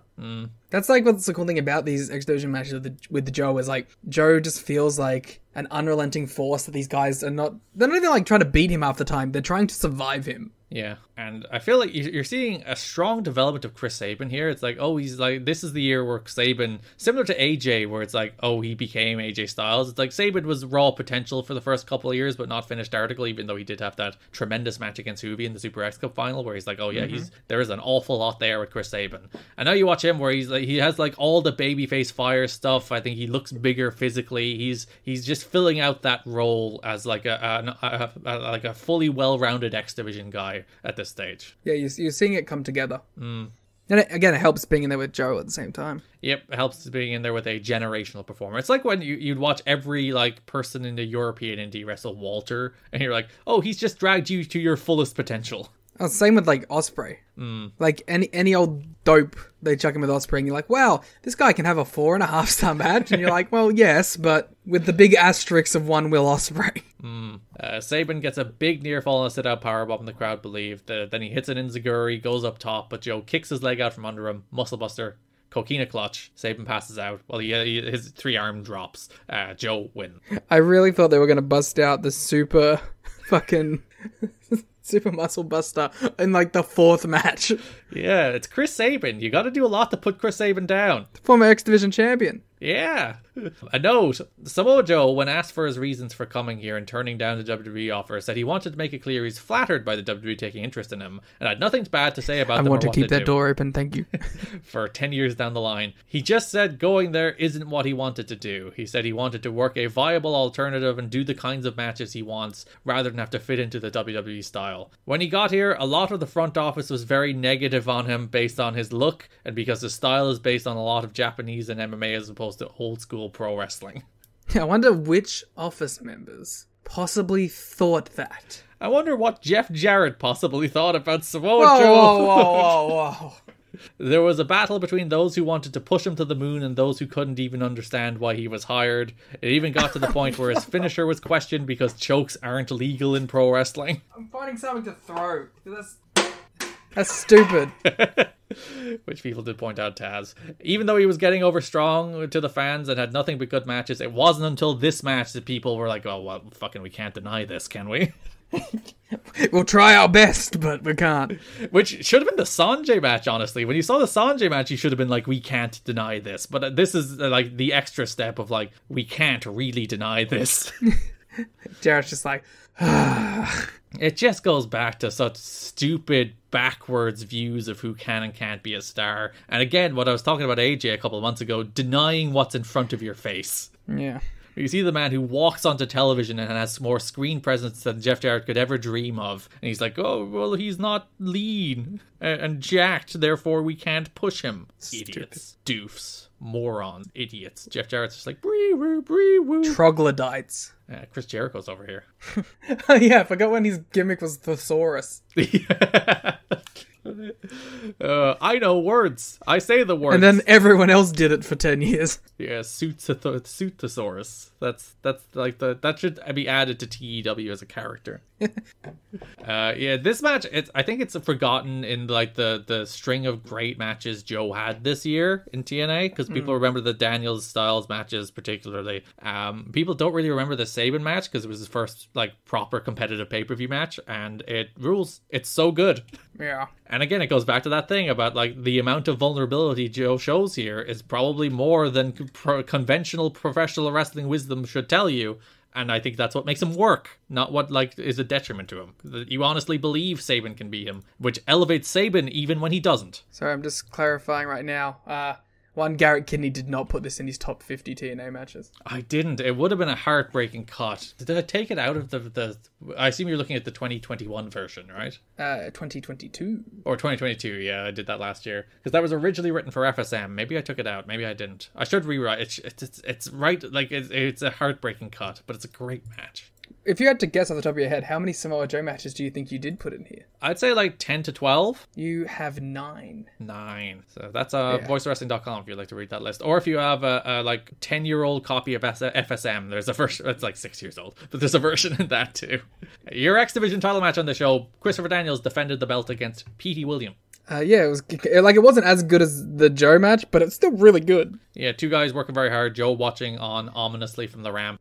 Which I was like, I didn't realize that they went to the Joe, like, title stuff immediately. Yeah, because we're moving straight into the Super X Cup, which the winner of which gets an X Division title shot, and Samoa Joe is in. So put 2 and 2 together there. He could lose by getting beat up by Chris Sabin, I guess. Yeah, so there's only mild setup for the Super X Cup. They announce it on the pay-per-view, and there is also a 4-way qualifier. It's Sanjay versus Mickey Bats versus Elix Skipper versus Shark Boy. Winner gets a spot in the Super X Cup. It's kind of rude that Sanjay has to be in that, but yeah. Well, he does win it at least. Yeah, no, but like, come on. He's built up enough cachet now. Yeah, he beats Bats with the Hindu press. This is a fun heel versus heel match, so the finish is one of my favorite little things where A1 distracts the referee and throws a chain to Petey Williams, but then Daniels pulls a chain out of his own trunks and gets the PD first with the chain, hits the BME for the win. Yeah, 2 bastards doing bastard things. It's a fun dynamic. I always have enjoyed when like you get pure heel versus heel stuff. Like, one of my favorite Best of the Super Juniors matches was like Taichi and Taka, where they were just like cheating the entire time. Yeah, who is most dastardly? Yeah, good stuff. Who can come up with the best ways to circumvent the rules? Like, I think in this year's Best of the Super Juniors, Despy and Kanemaru are in the same block. Ooh. Which I'm like, let's go. Because A, you know, both kind of bastard men. But B, like, long time at this point, multiple time junior tag champions. So they're imploding. Well, because they're in different stables now, Garrett. Because El Desperado was in Strong Style, and Yoshinobu Kanemaru was in Just 5 Guys. Is Strong Style the name of that stable? Yeah, Narita, Suzuki, and Desperado. Why don't they just call it Suzuki? It's because Narita is the main guy in it. Oh, and Suzuki's just his pal. Suzuki is like his dad who is teaching him how to murder. So, speaking of like a dad-student relationship, the last feud in the X Division is Naturals Sean Waltman and Hoyt versus Team Canada. Now we're going to Styles and Waltman. Oh, of course. So, if you remember, the King of the Mountain match was built around a little story where Waltman convinced AJ to work together with him, but then turned on him at the last minute. Yay. I do remember that. Do you? I yayed it because I was trying to remember it. But in the King of the Mountain match, I did enjoy that because I'm always a big fan of multi-man matches that actually have little layers in them. And something like that is appreciative and adds an extra dynamic to a big spot match like that. And I especially appreciate it when you're like, not only is it a part of that match, but then it's a story coming out of that match into the next pay-per-view. AJ's kind of like a little whiny bitch the whole time too. Yeah, because he's like a kid who got played, but then he's like, I want revenge. And Waltman's like, fuck you, dude, you're dumb. Oh man, I'm not dumb. Earth is round, I swear. July 1st Impact, Sean Waltman faces Sanjay Dutt. Dream match. It's a match that happens. Yeah.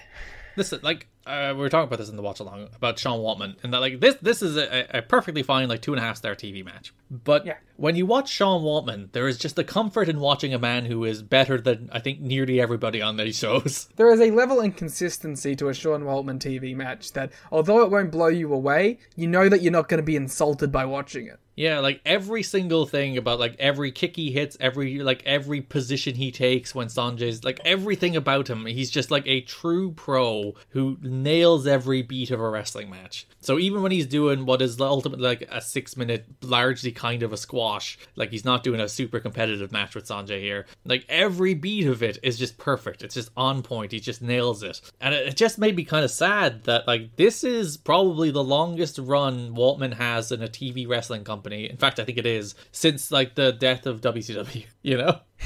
Yeah. He's always just been like that guy. Yeah, he has like a 4 or 5 month run here where he's on TV pretty regularly. And every other time he mostly pops in and out of TNA in particular. I don't think he even wrestles at all in WWE after this, does he?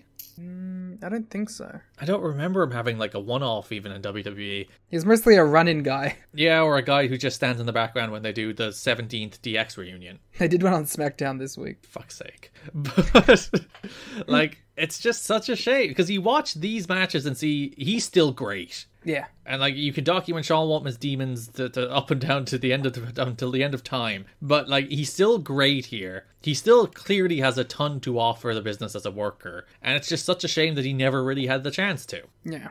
Well, like, I remember there being a distinct sort of moment when he did those Chikara matches. Mm. Generico, Cabana, and such. And people were like, oh, a woman can go. Yeah, it's the exact same feeling there, isn't it? It's like, oh, he still has a ton to offer, because he was like 40 then. You know, it's not like he was washed past his prime. He's still in the age period where he should be able to deliver. Like the same age as Taiji Ishimori is now. Yeah, the exact same number of abs, which has become our favorite thing. The fact that man is 40 is just mind-blowing to me. He also has looked the same age for like a decade. That's true. Yeah, it's a shame. It's a real shame, because Sean Waltman is maybe the best wrestler to have not as many good matches as he should. Yeah. To the level of talent. 2012 was the Chikara stuff. That was 11 years. Yeah, he would have been like just 40. So, man, and he did the GCW stuff. I didn't watch the matches. Was he any good? Oh, yeah, he did. I watched one of them. Because he did the Janela match, and he did, I think, another tag, didn't he? He tagged with Janela, and then he did a Janela singles, yeah. I saw it was like 20 minutes long, so I was like, no thank you. But I remember being like, he was like pretty okay in it, I thought. Maybe now's the time. We'll have that one last Sean Waltman one. And that was like February of last year, so... Main event of this Impact after Waltman beats Sanjay with the X Factor, by the way. I like the little finish where he was doing the 10 punches in the corner, and while the referee was admonishing him for doing while the referee was admonishing Sanjay for doing a 10 punch, Waltman just cut a knee low blow and X Factored him for the win. Yeah, it's good stuff. And main event was AJ Styles versus Alex Shelley. I love AJ Styles, and I love Alex Shelley. Mm-hmm. I did not rewatch this match. Yeah, you had a thing on the watch along where you're like, did they re-air this match? It's like, no! Yeah, because, like, I knew that they re-aired the first one. Mm-hmm. And in my head, because it has been 2 months, I was like, oh, did they not re-air it yet? And this is the one they're airing. And then halfway through, I noticed that, like, Shelley's face was exploded. Yep. And I went, I don't remember that last time. And I was like... And then Sean Waltman walks out, stands on top. Yeah, I was like, maybe they spliced it. And then, like, I was still kind of like, okay, they could have done, like, splicing and Waltman, like, post, like, new commentary or whatever. And then, when he walked in the ring afterwards, I was like, maybe they didn't. Why did you build such a conspiracy theory for this match? Because I knew that they re-aired it. Oh. And we had, like, a whole conversation about AJ and Alex never having, like, a big breakout match in TNA. So that was still in my head, too. So it's your fault. Good little match. As you said, AJ hit a spin kick and Shelley's face just exploded. He's bleeding everywhere. Shelley may be like one of 5 people on this roster who wouldn't whine about that for the next 2 months. He did miss the TV main event the next week, though. He was meant to be. Or the last match. The last match of the month was Team Canada against Styles and Waltman. It was meant to be Shane and Shelley against Styles and Waltman, but both Shane and Shelley picked up injuries. That would have ruled. So yeah, Styles wins with the Styles Clash. Waltman sarcastically applauds AJ as they start getting into it, but Jerry Lynn returns and separates them. Well, he runs in the ring. And then the video cuts. Yeah, then they go off the air. You're like, oh my god, Jerry Lynn's running. Oh. It's a big cliffhanger. He's separating them. It's like, my god. But like, he doesn't even separate them. He just gets in the ring. He's like, hey, over. And I was like, wow, the 3-way dance. The famous TNA triple threat. At Unbreakable 2005. If they actually did a Styles-Lynn-Waltman match, that match would probably rock. Yeah, I'd be into it. So the story obviously being Lynn has extensive history with Waltman. He has extensive history with Styles. So he's the man in the middle. He's the man in the box. That's Tommy Dreamer, actually. So July 8th, Impact. Terry Taylor has AJ Styles backstage. And AJ Styles is the world's most 2005 man. You can't keep saying this. But you look at him, and he's like the pink shirt with the collar popped. He's wearing one of those like leather wrist bracelet things. It's like, I have one of those around here somewhere. The shirt is half, like not even half tucked. It's slightly tucked in the front. It's like, he's the world's most 2005 man, Liam. I think it's a fit. I rate it. You dress like this, mostly because you probably have this outfit. You know, I don't have any pink shirts. It devastated me. I needed one the other week, and I didn't have one. What did you need one for? I was doing a Mean Girls showing. Ah. And we were all going to wear pink. And then you realized you had no pink. No. So I wore a shirt that had, like, some pink on it, and then I painted my nails. Nice. Don't think I have a pink shirt. That's what people are here for, this content. No, I have the Dolph Ziggler pink t-shirt. I do have a pink t-shirt. Oh. Well, you are notoriously a show-off. Oh, no. You're a hashtag heel. I am a hashtag heel. Can you put hashtag heel in your Twitter name now? No, I don't do bit Twitter names. I'm an adult. It's true, I don't either. They settled on playing the Impact theme underneath the promos, by the way. That works much better. Styles very awkwardly asks Larry Zbyszko for a match with Waltman. Terrible promo. The man is so bad. He's having a rough time. He's so bad. He can't even like get out a sentence and be like, I'd like to wrestle Sean Waltman at the pay-per-view without being like, oh. And Larry's like, you got your match against Waltman, but... I think that's what you were asking for. Yeah. Just in case, Jerry Lynn will be the special referee. Can Jerry Lynn be unbiased is the question. Yeah, will he call it down the middle? Rivals of his, the Lightning Kid and Air Styles. So, July 15th Impact main event, Team Canada defeated AJ Styles and Sean Waltman. Yeah, we had this, this is the match I was talking about. Mm-hmm. Where I said that, this match is fine, but I truly have nothing to say about it. Like, it's good in every technical way you could ask for a match to be good, but there's, nothing notable. So, tell me all about it. I just did. Oh, well, great. There's also a recap video before the match. Lynn had some comments talking about how, you know, me and AJ, we went to war. Me and Waltman, we invented the X Division before there was the X Division. They also start using the pioneer of the X Division phrase about Jerry Lynn this month, which I think is the first time they start calling him that. AJ should be the pioneer. He was the first champ. But Lynn is like the X Division before there was X Division guy, even though that's also Waltman. Yeah, they should have a match for that title. So yeah, they have, as you said, a real perfectly good, competent TV main event. The story is Waltman and Styles are working really well together until Waltman accidentally smashed Styles with a spin kick and in his shock left himself open for a Northern Lariat as Rude pinned Waltman. Styles, like, what the hell, man? Styles turns his back. Again, Styles kind of a little bitch. Yeah, and then he turns his back because he's stupid. Waltman jumps him. Lynn May comes out, breaks them up. Which then does bring us to No Surrender, in which AJ Styles defeats Sean Waltman with Jerry Lynn as special referee in a darn good match. Yeah, they got there and they have a rockin' little match. And it's like, this is like one of the better pay-per-views in a minute because there's just 3 really good matches on it. Yeah, there's nothing like go out of your way match of the year high-end level. No. But there's like 3 or 4 just real good, solid, you will watch this match and you will damn well enjoy it kind of matches. You should probably watch Joe Sabin if you're going to go out for anything. Yeah, that's the best match on the show. Then Styles, Waltman, Daniels, PD, and Raven Abyss are all just real darn good matches. Also, the opening tag is pretty good. Yes, which we'll talk about in a moment. That doesn't exist because we haven't gotten to it yet on the show, you see. Oh, sorry. I was just clarifying it for people who might be picking from the pay-per-view. So this is where Tenay calls Lynn the pioneer of the X Division franchise. Interviews Lynn before the match, by the way. He's like, who you gonna favor? Come on. I know you hate one of these guys more than the other. And he's like, no, I hate them equally. Like all my children. He's going to call it down the middle because he has pride and the best man will win. So, real good match. Returning the favor because Styles blew up Alex Shelley's face with a spin kick. Waltman then blows up Styles' face with a spin kick. It ruled. Did you think there was a little of Alex Shelley's like, fuck yeah. Waltman being like the guy with Shelley and Shane would actually kind of rule. Yeah, you will get a little Waltman Shelley later in the year. Ooh, as a treat. Waltman hits a big senton off the top of the floor. Styles launches Waltman crotch first into the post. Waltman kicks out of the Styles Clash. Styles kicks out of the X Factor. Then after he misses a spiral tap. What scared the shit out of you? I could hear something like moving. Okay. I'm the only person in the house. And it was like... What was it? I look around. It's a box falling off my bed slowly. But I was looking around like, what the fuck is that? My heart rate just skyrocketed. Imagine if you were actually being robbed mid-podcast recording.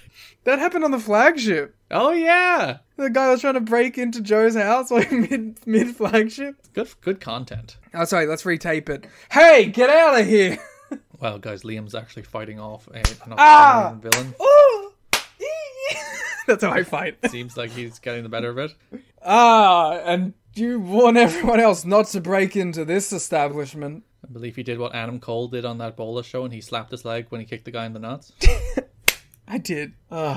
Okay, I beat up the guy. We're safe. Cool. So Styles kicked out of the X Factor after he missed the spiral tap. Waltman was frustrated. He tried to use a chair. Jerry Lynn stopped him. Waltman then got into it with Lynn. Styles was trying to get him in the Styles Clash. Waltman grabbed the ropes. Lynn kicked Waltman's arms, allowing Styles to hit the Styles Clash for the win. Then Waltman's like, hey man, you just cost me that match, Jerry Lynn. Yeah, that's a very nice way of putting it. It's funny because he was doing like the sit on the mat, point at Jerry Lynn. He was like the meme with the lady pointing at the cat. Yeah. And that's when we cut away. We will hear more about that in the next month. In fact, we may be approaching eventually one of your top 50 matches. Oh, I did put Lynn and Waltman on, didn't I? Yeah. Fun. Number 46. I think part of the novelty was the novelty of them wrestling again, but I'm excited to revisit that match because I think that match. Do you want me to read good. your review? Go for it. Is this 2017, Garrett, or did you rewrite these? I didn't rewrite them, but I did edit them, so I might have cut something. Like, my entire process of editing that was not like rewriting. It's like, that sentence is unnecessary, just cut that sentence. Going back to a classic rivalry later is always risky business. Father Time inevitably takes its toll. Not in this case though, as Lynn and Waltman worked a really smart match that played to the experience as well as athleticism, accentuated by tremendous announcing which helped provide ample historical context. Good blurb. Well done, nailed Real it. fucking wordy in that one, huh? it's like 30 words. I know, but you're doing the Chris Jericho thesaurus bit. What, because I used the word words. ample? Accentuated by tremendous announcing which helped provide ample historical context. Damn right. Good sentence. Father Time capitalized. Real person. Yeah, I wouldn't have done that, I don't think. I think that would have been the FSM editor. Or maybe it was me. I'm not sure. Let's just blame Rich. Yeah, it's Rich's fault. Rich capitalized it. How dare he? Yeah, Styles Waltman. Real good match. We will see. I'll tear it down. That brings us over to the tag team division, in which the main feud is little Team Canada versus Naturals and Lance Hoyt beef. Yeah. Okay. I don't really care about this at all. But the one thing I do like was the Naturals saving Lance Hoyt. Why? Because they have the Candido connection. Oh yeah, I didn't even put that together. Yeah, so I thought that was kind of a nice little thing. They're obviously all in the same last Candido match. So, but don't they hate Lance Hoyt then? You would think so. July 1st Impact, Lance Hoyt faced Eric Young. This is still coming off the fact that Lance Hoyt put Scott D'Amore on the shelf with a moonsault at Slammiversary. What a visual that was. Yeah, Mike Tenay doing his spontaneous woo. Spontaneous Woo is my band. That's in one of the recap packages. It includes, I think the recap of Slammiversary, I think it's on the first show of the month, where it's like Mike Tenay's like, woo!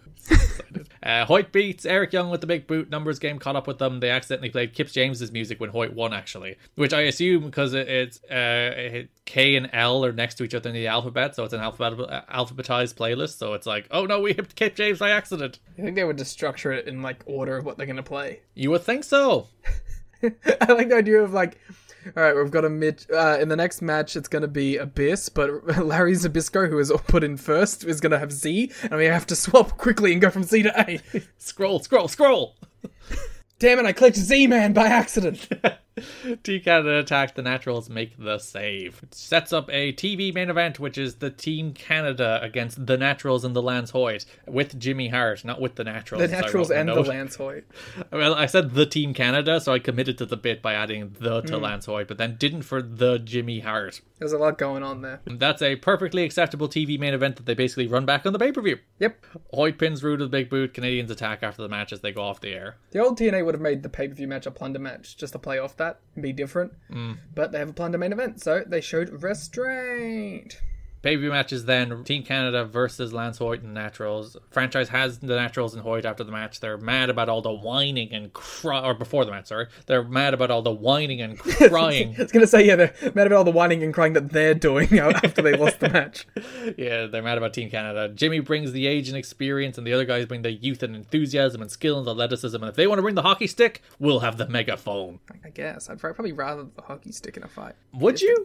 Yeah, I guess there is distance, and I'm a short man, so I need distance. Yeah, like a megaphone, you have to get all up in there, you know? Yeah, though I'm also a short man and can fit in small gaps and then hit somebody with a megaphone.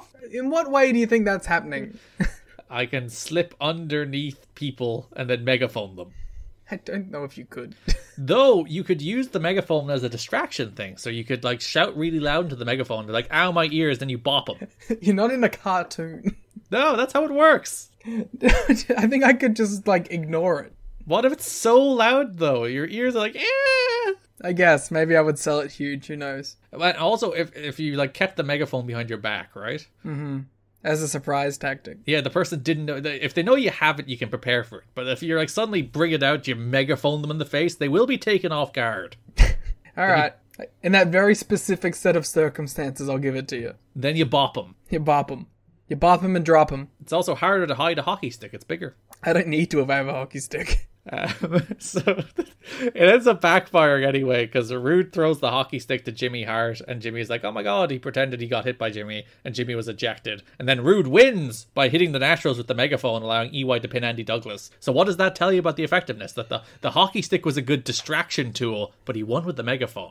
What if you flicked the megaphone into someone's face with the hockey stick? That would be great. You know what? Combining them. This is the genius. Mm-hmm. This is why we're a team.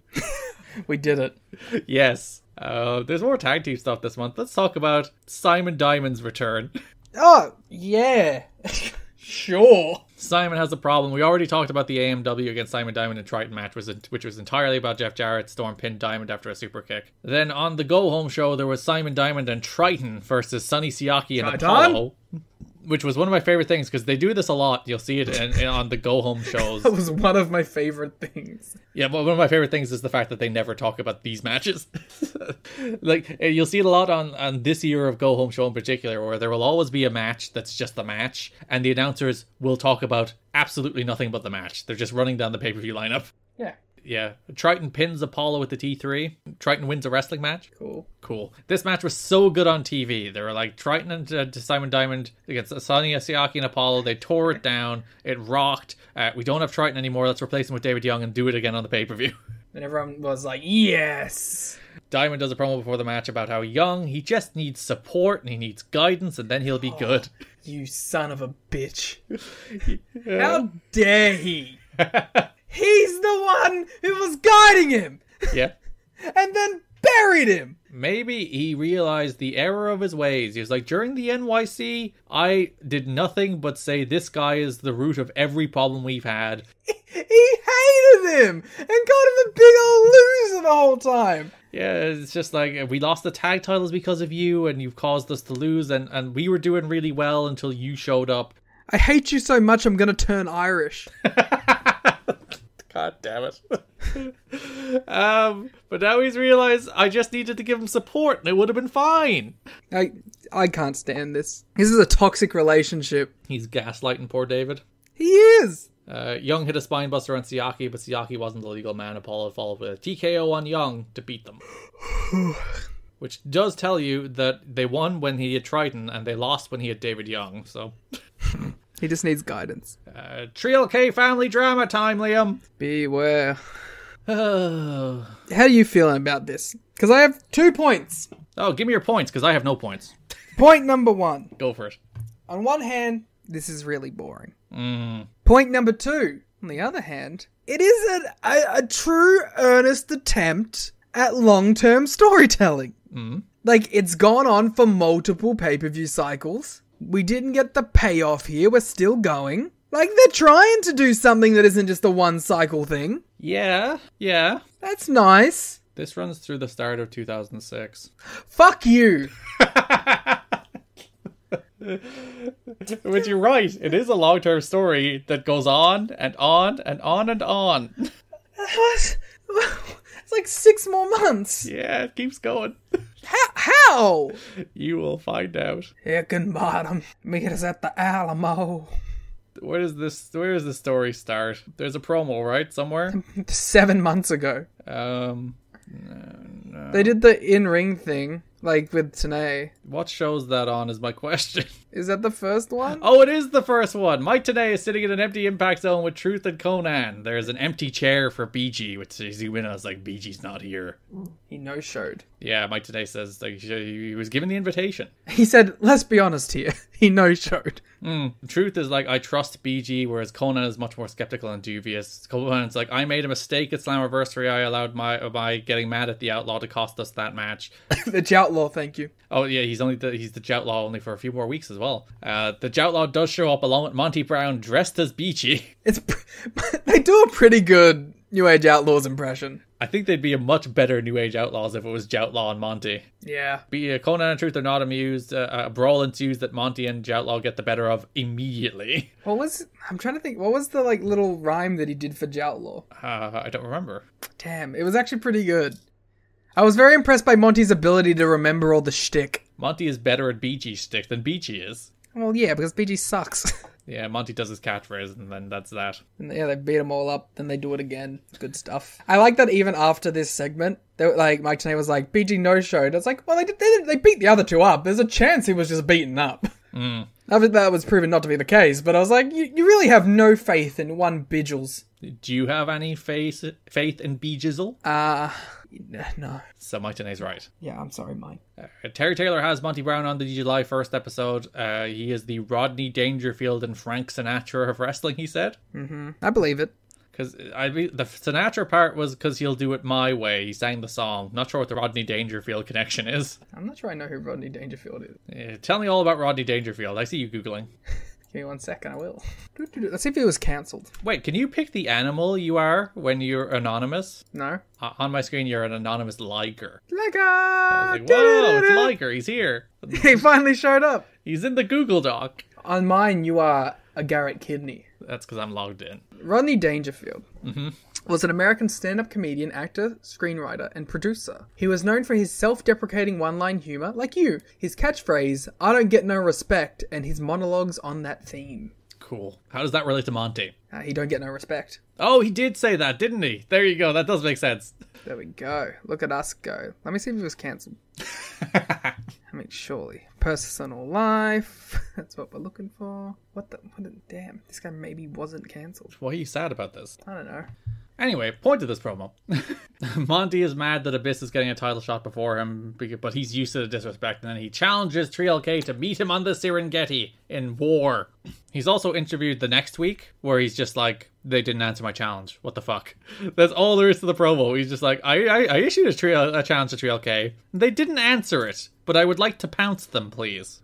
Said it so nicely. He's a very polite man. I like that they've realised that even if we don't have him wrestle, we should probably just let him talk for 2 minutes on every show. Yeah. Even if he has nothing to say, just give Monty a promo. He can work it out. And then Go Home Impact, there was meant to be a Conan and Killings versus Monty and Outlaw match. It never started because they started brawling until security separated them. And then Mike today announced that the match has been rebooked for the pay-per-view, but this time it will be no disqualification. The classic, if they would like to brawl, we will turn them loose and let them brawl. Which then does lead us to the pay-per-view, in which there is a interview with Franchise before the match, and the Outlaw announces that in honor of his pal BG, he will now go by Kip James. Where does the Kip come from? I don't know. Oh, his name's Kip Sop. It's his name.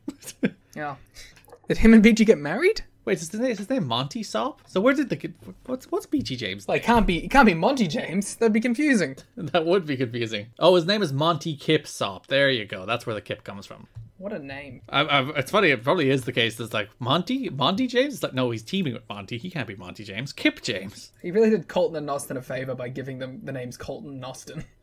He knew they were wrestlers. It was fine. Yeah. They have the same picture on Wikipedia. Is it just them together, or is it just a picture of one of them? It's both. It's just the same photo of them. And it's in the same spot on the page too, so I can click between both tabs and it stays completely still. I can't remember I was on somebody's Wikipedia page, and there was someone, like, it was a grainy photo from like 10 years ago as their Wikipedia photo. It's like, you're doing that poor person a disservice. Did you know that Colton Sop is the son of professional wrestler Monty Bill Gunn Sop, and his brother is Austin Gunn Sop, who is also a professional wrestler? I knew none of that. Yeah, fun fact for you. They should say that on AEW TV more often. They should use their shoot names. Yes, just so you know. They changed the name because WWE Legal was apparently giving them problems about the Outlaw being too close to their trademark for the New Age Outlaws. What about the Joutlaw? They should have went with Joutlaw. We're doing perfect. Monty's like, there are no streets on the Serengeti, but this is a street fight. Monty promo. There's probably streets in the Serengeti. I've never been. There's probably dirt roads at the very least. Is that a street? Yeah. Does it have to be paved to be a street? Is that the reason we have different words for street and road, or is that's just like colloquialisms? I'm searching up streets in the Serengeti. Are there roads in the Serengeti? Well, there is roads, but it would have to be paved to be a street. Roads are streets. But no, roads and streets are different things. Alright, are roads streets? This is like harkening back to the olden Slack days of, is a shed a building? Yes, it is. It is. A road is anything that connects 2 points, while streets are public ways which have buildings on either side. So there is a difference between a road and a street. Meanwhile, have the same attributes as streets but run perpendicular to them, while a boulevard is essentially a wide street with a median through the middle. Nice. We learn things on this show. Yeah, but that's because we don't know anything. Monty and Kip defeated Conan and Killings in a street fight. Also, a quick update, you only had 8 Samoa Joe matches on that VOW article. What was the 9th that you accidentally counted twice? You've got to be kidding me. Episode 37, Slammiversary, June 2005, end of FSN, Jarrett Meltdown, Samoa Joe debut. Nice. Yeah. So, yeah, everyone's in street clothes, which for Monty meant he was wearing a leopard print shirt. Which I do believe he would wear, like, regularly. To a street fight? Yeah. He is the best dressed man at any street fight. Even if you're getting your ass beat, you gotta look good. Kip is bleeding. Kip pulls Slick Johnson into a cookie sheet shot. Killings hits an axe kick, but then Kip pulls the other referee, which was Andrew Thomas, and throws him into the guardrail. And then Monty pounces Killings as BG watches on from the ramp as a third referee, Rudy Charles, comes out to count the pin. Mm-hmm. I like the little gimmick that's like, this is so wild and out of control that we're killing all the referees. Yeah, it's fun. And honestly, this is kind of the best thing that these four could do. Yeah, they just brawled. One man bled. They hit each other with things. It was short. Van got to keep a cookie sheet. Oh yeah, they stole it. I remember that. Yeah, he slid it under the rail with his little foot. I guess his regular sized foot. I don't think it was a little foot. I mean, depends if he's a child or not, I guess. BG looks sad and conflicted. Kip does the suck it setups. I got 2 words for you. Crowd says suck it. And no, he looks at BG and he says, my brother. Are you telling your brother to suck it? Maybe.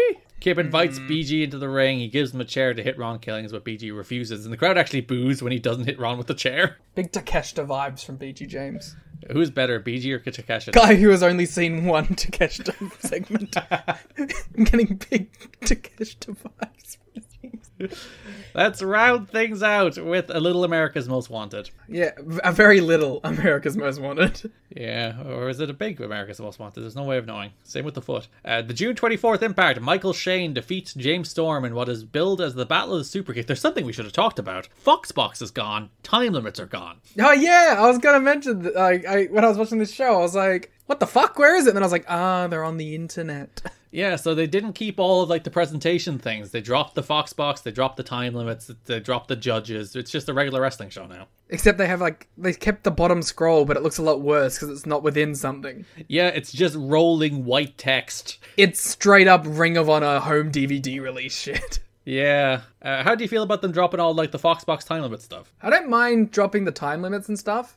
I would have liked if they kept some of the visual aspects. Yeah, it's one of those things that I'm always every sport has an on-screen display with scoreboard with people and all that and teams. And I don't know why wrestling hasn't taken it. Do you remember the 1 week that AEW had people's names with their gear color on the screen? No. They did it for 1 week.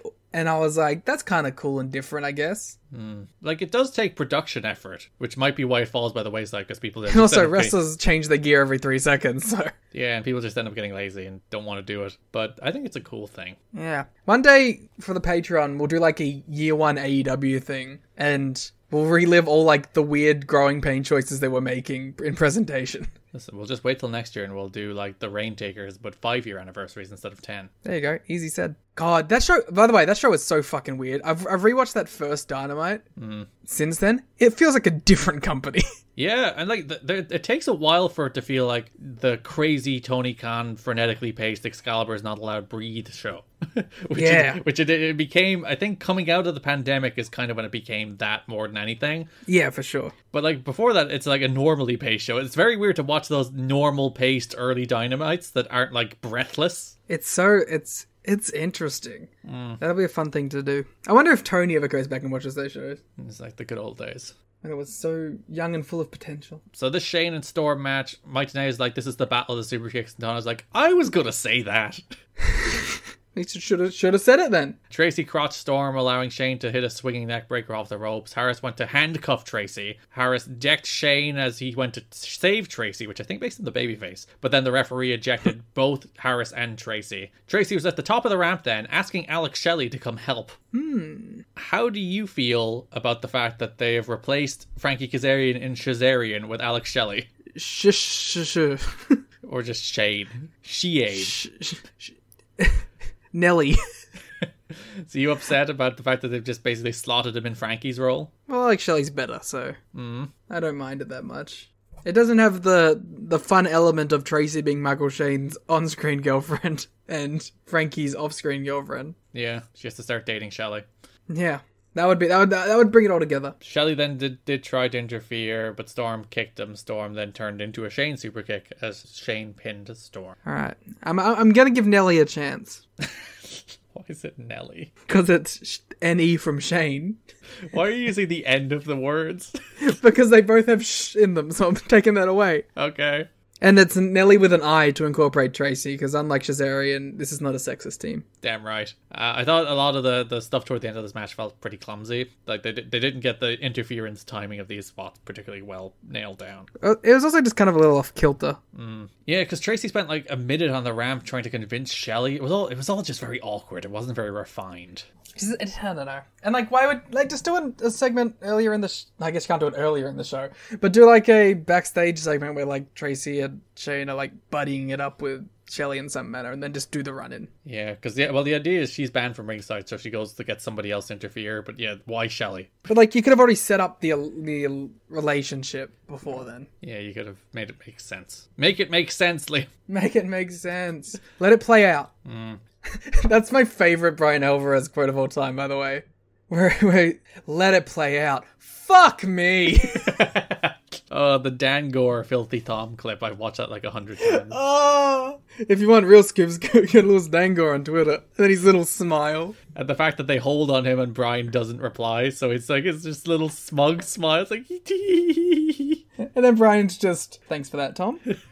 July 1st Impact, AMW beat Simon Diamond and Triton. We covered that. And Styles beat Shelley. We covered that. And then July 15th Impact, Shane and Shelley were meant to face Waltman and Styles in the main event. Yeah, Michael Shane hyperextended his knee in the match with Storm, while Shelley suffered a broken nose in his match with Styles. So they also probably really could have used that tag win. It would have helped. And yeah, it's because Rude ended up getting the pin over Waltman. It would have been nice for Shane or Shelley to get that pin over Waltman. Yeah. Pay-per-view opening match, AMW versus Alex Shelley and Michael Shane. It's kind of good. Sorry, just Shane. Oh, he is just Shane now, because once again, WWE have gotten mad about the name, so he is simply Shane. Which is funny, the last time he was reduced to a name, it was just Michael. Now it is just Shane. He will be Matt Bentley before long. Which, by the way, always better name. Because there was the weird arc where he was just Michael. Then he did that segment with Tracy and Dusty Rhodes where he's like, no, I'm Matt Bentley. Then he was Michael Shane again. Now he's Shane, and now he will be Matt Bentley again. Yeah. Oh my god, I'm going to have to think of a new name for Nelly. Oh no. Yeah, great opening match. Well, great's probably strong, but like one of those, like it was what an opening match should be. Good energy, good enthusiasm. Storm does a wacky stage dive.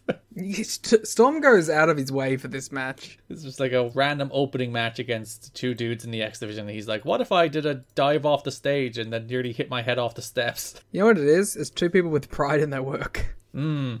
Tracy throws her shoe to Shane. He smashes Harris with it, but Harris kicks out. Tracy then throws her other shoe, but Harris full Nelsons Shane. Shelley then does the float over thing in the ropes where he floats over Harris's back, but he floats right into a James Storm super kick as AMW pick up the win. But before they can even celebrate, Shane cheap shots Storm with a super kick. Damn. Let's see how this develops further. So the battle of the super kicks will continue.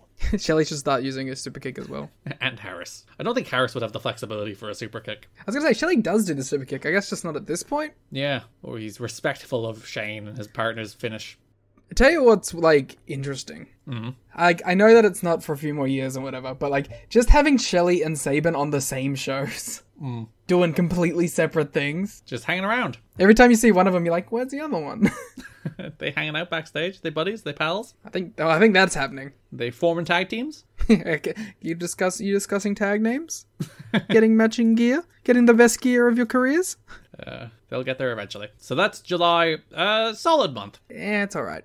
Like, not bad, and we've had enough bad months that I can take a regular sort of month. It was like, if you were to look up standard pay-per-view build in the dictionary. You know what it was? It was if there was a wrestling show that was made by AI.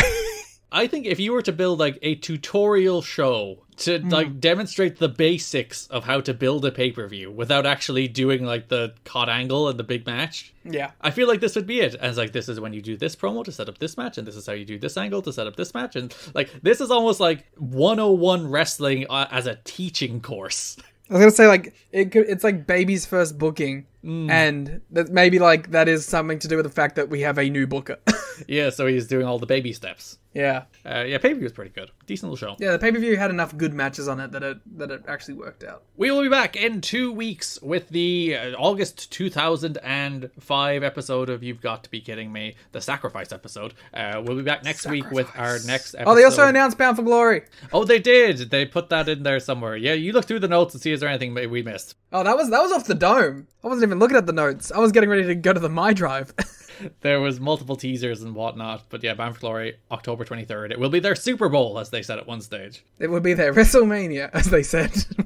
We'll be back next week on Patreon, tnhr.com, patreon.com/kiddingme with the next episode of our PWG show. We'll also have the Wrestling Dontaku episode of Rain Takers coming up in May as well. We're still kicking around that TEW show. It's still in the plans. We're just trying to work out like what mod to do, because Liam wants to do 2005, but there's not currently a good 2005 mod for TEW 2020. But it's being worked on. It is being worked on, but it's not very far along. So we might think about doing like a 2016 mod, a TEW 2016 mod. Oh. I don't even know if I have 2016 still downloaded. Or we could do something that we can brand split and fight. We'll find... give us suggestions, I guess. I guess it has to be TNA related. I don't think it has to. Alright. Whatever you want to see, let us know. What do you want us to do for that TEW series? What do you want us to book? Let us know at TNA History Pod on Twitter or in the Discord. What if they all tell you that they want the Joshi pod? God damn it. $70 tier. Oh! You heard it right. $70 tier, Jumping Bomb Audio. No, we can't steal the name. Why not?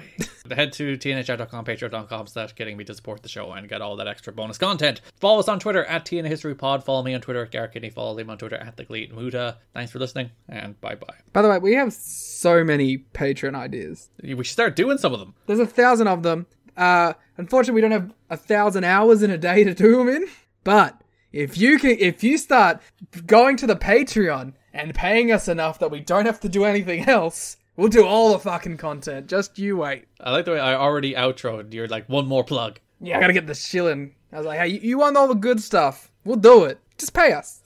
We'll see you in 2 weeks for Sacrifice. One of us has a fulfilling job, so I guess you don't have to pay both of us. Bye. Whatever my outro is. Hello, everyone. My name is Taylor. And I'm Kelly.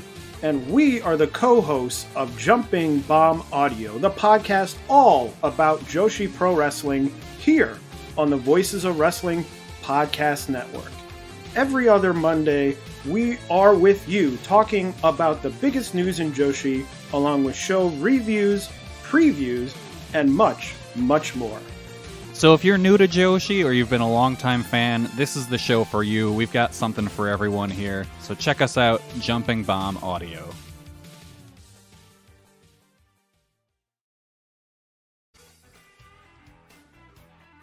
Hello, Voices of Wrestling listener. Dave Ryan here.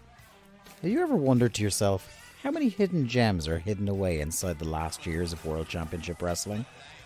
Have you ever asked yourself how many tenuous gags can be made about the name Mike Enos?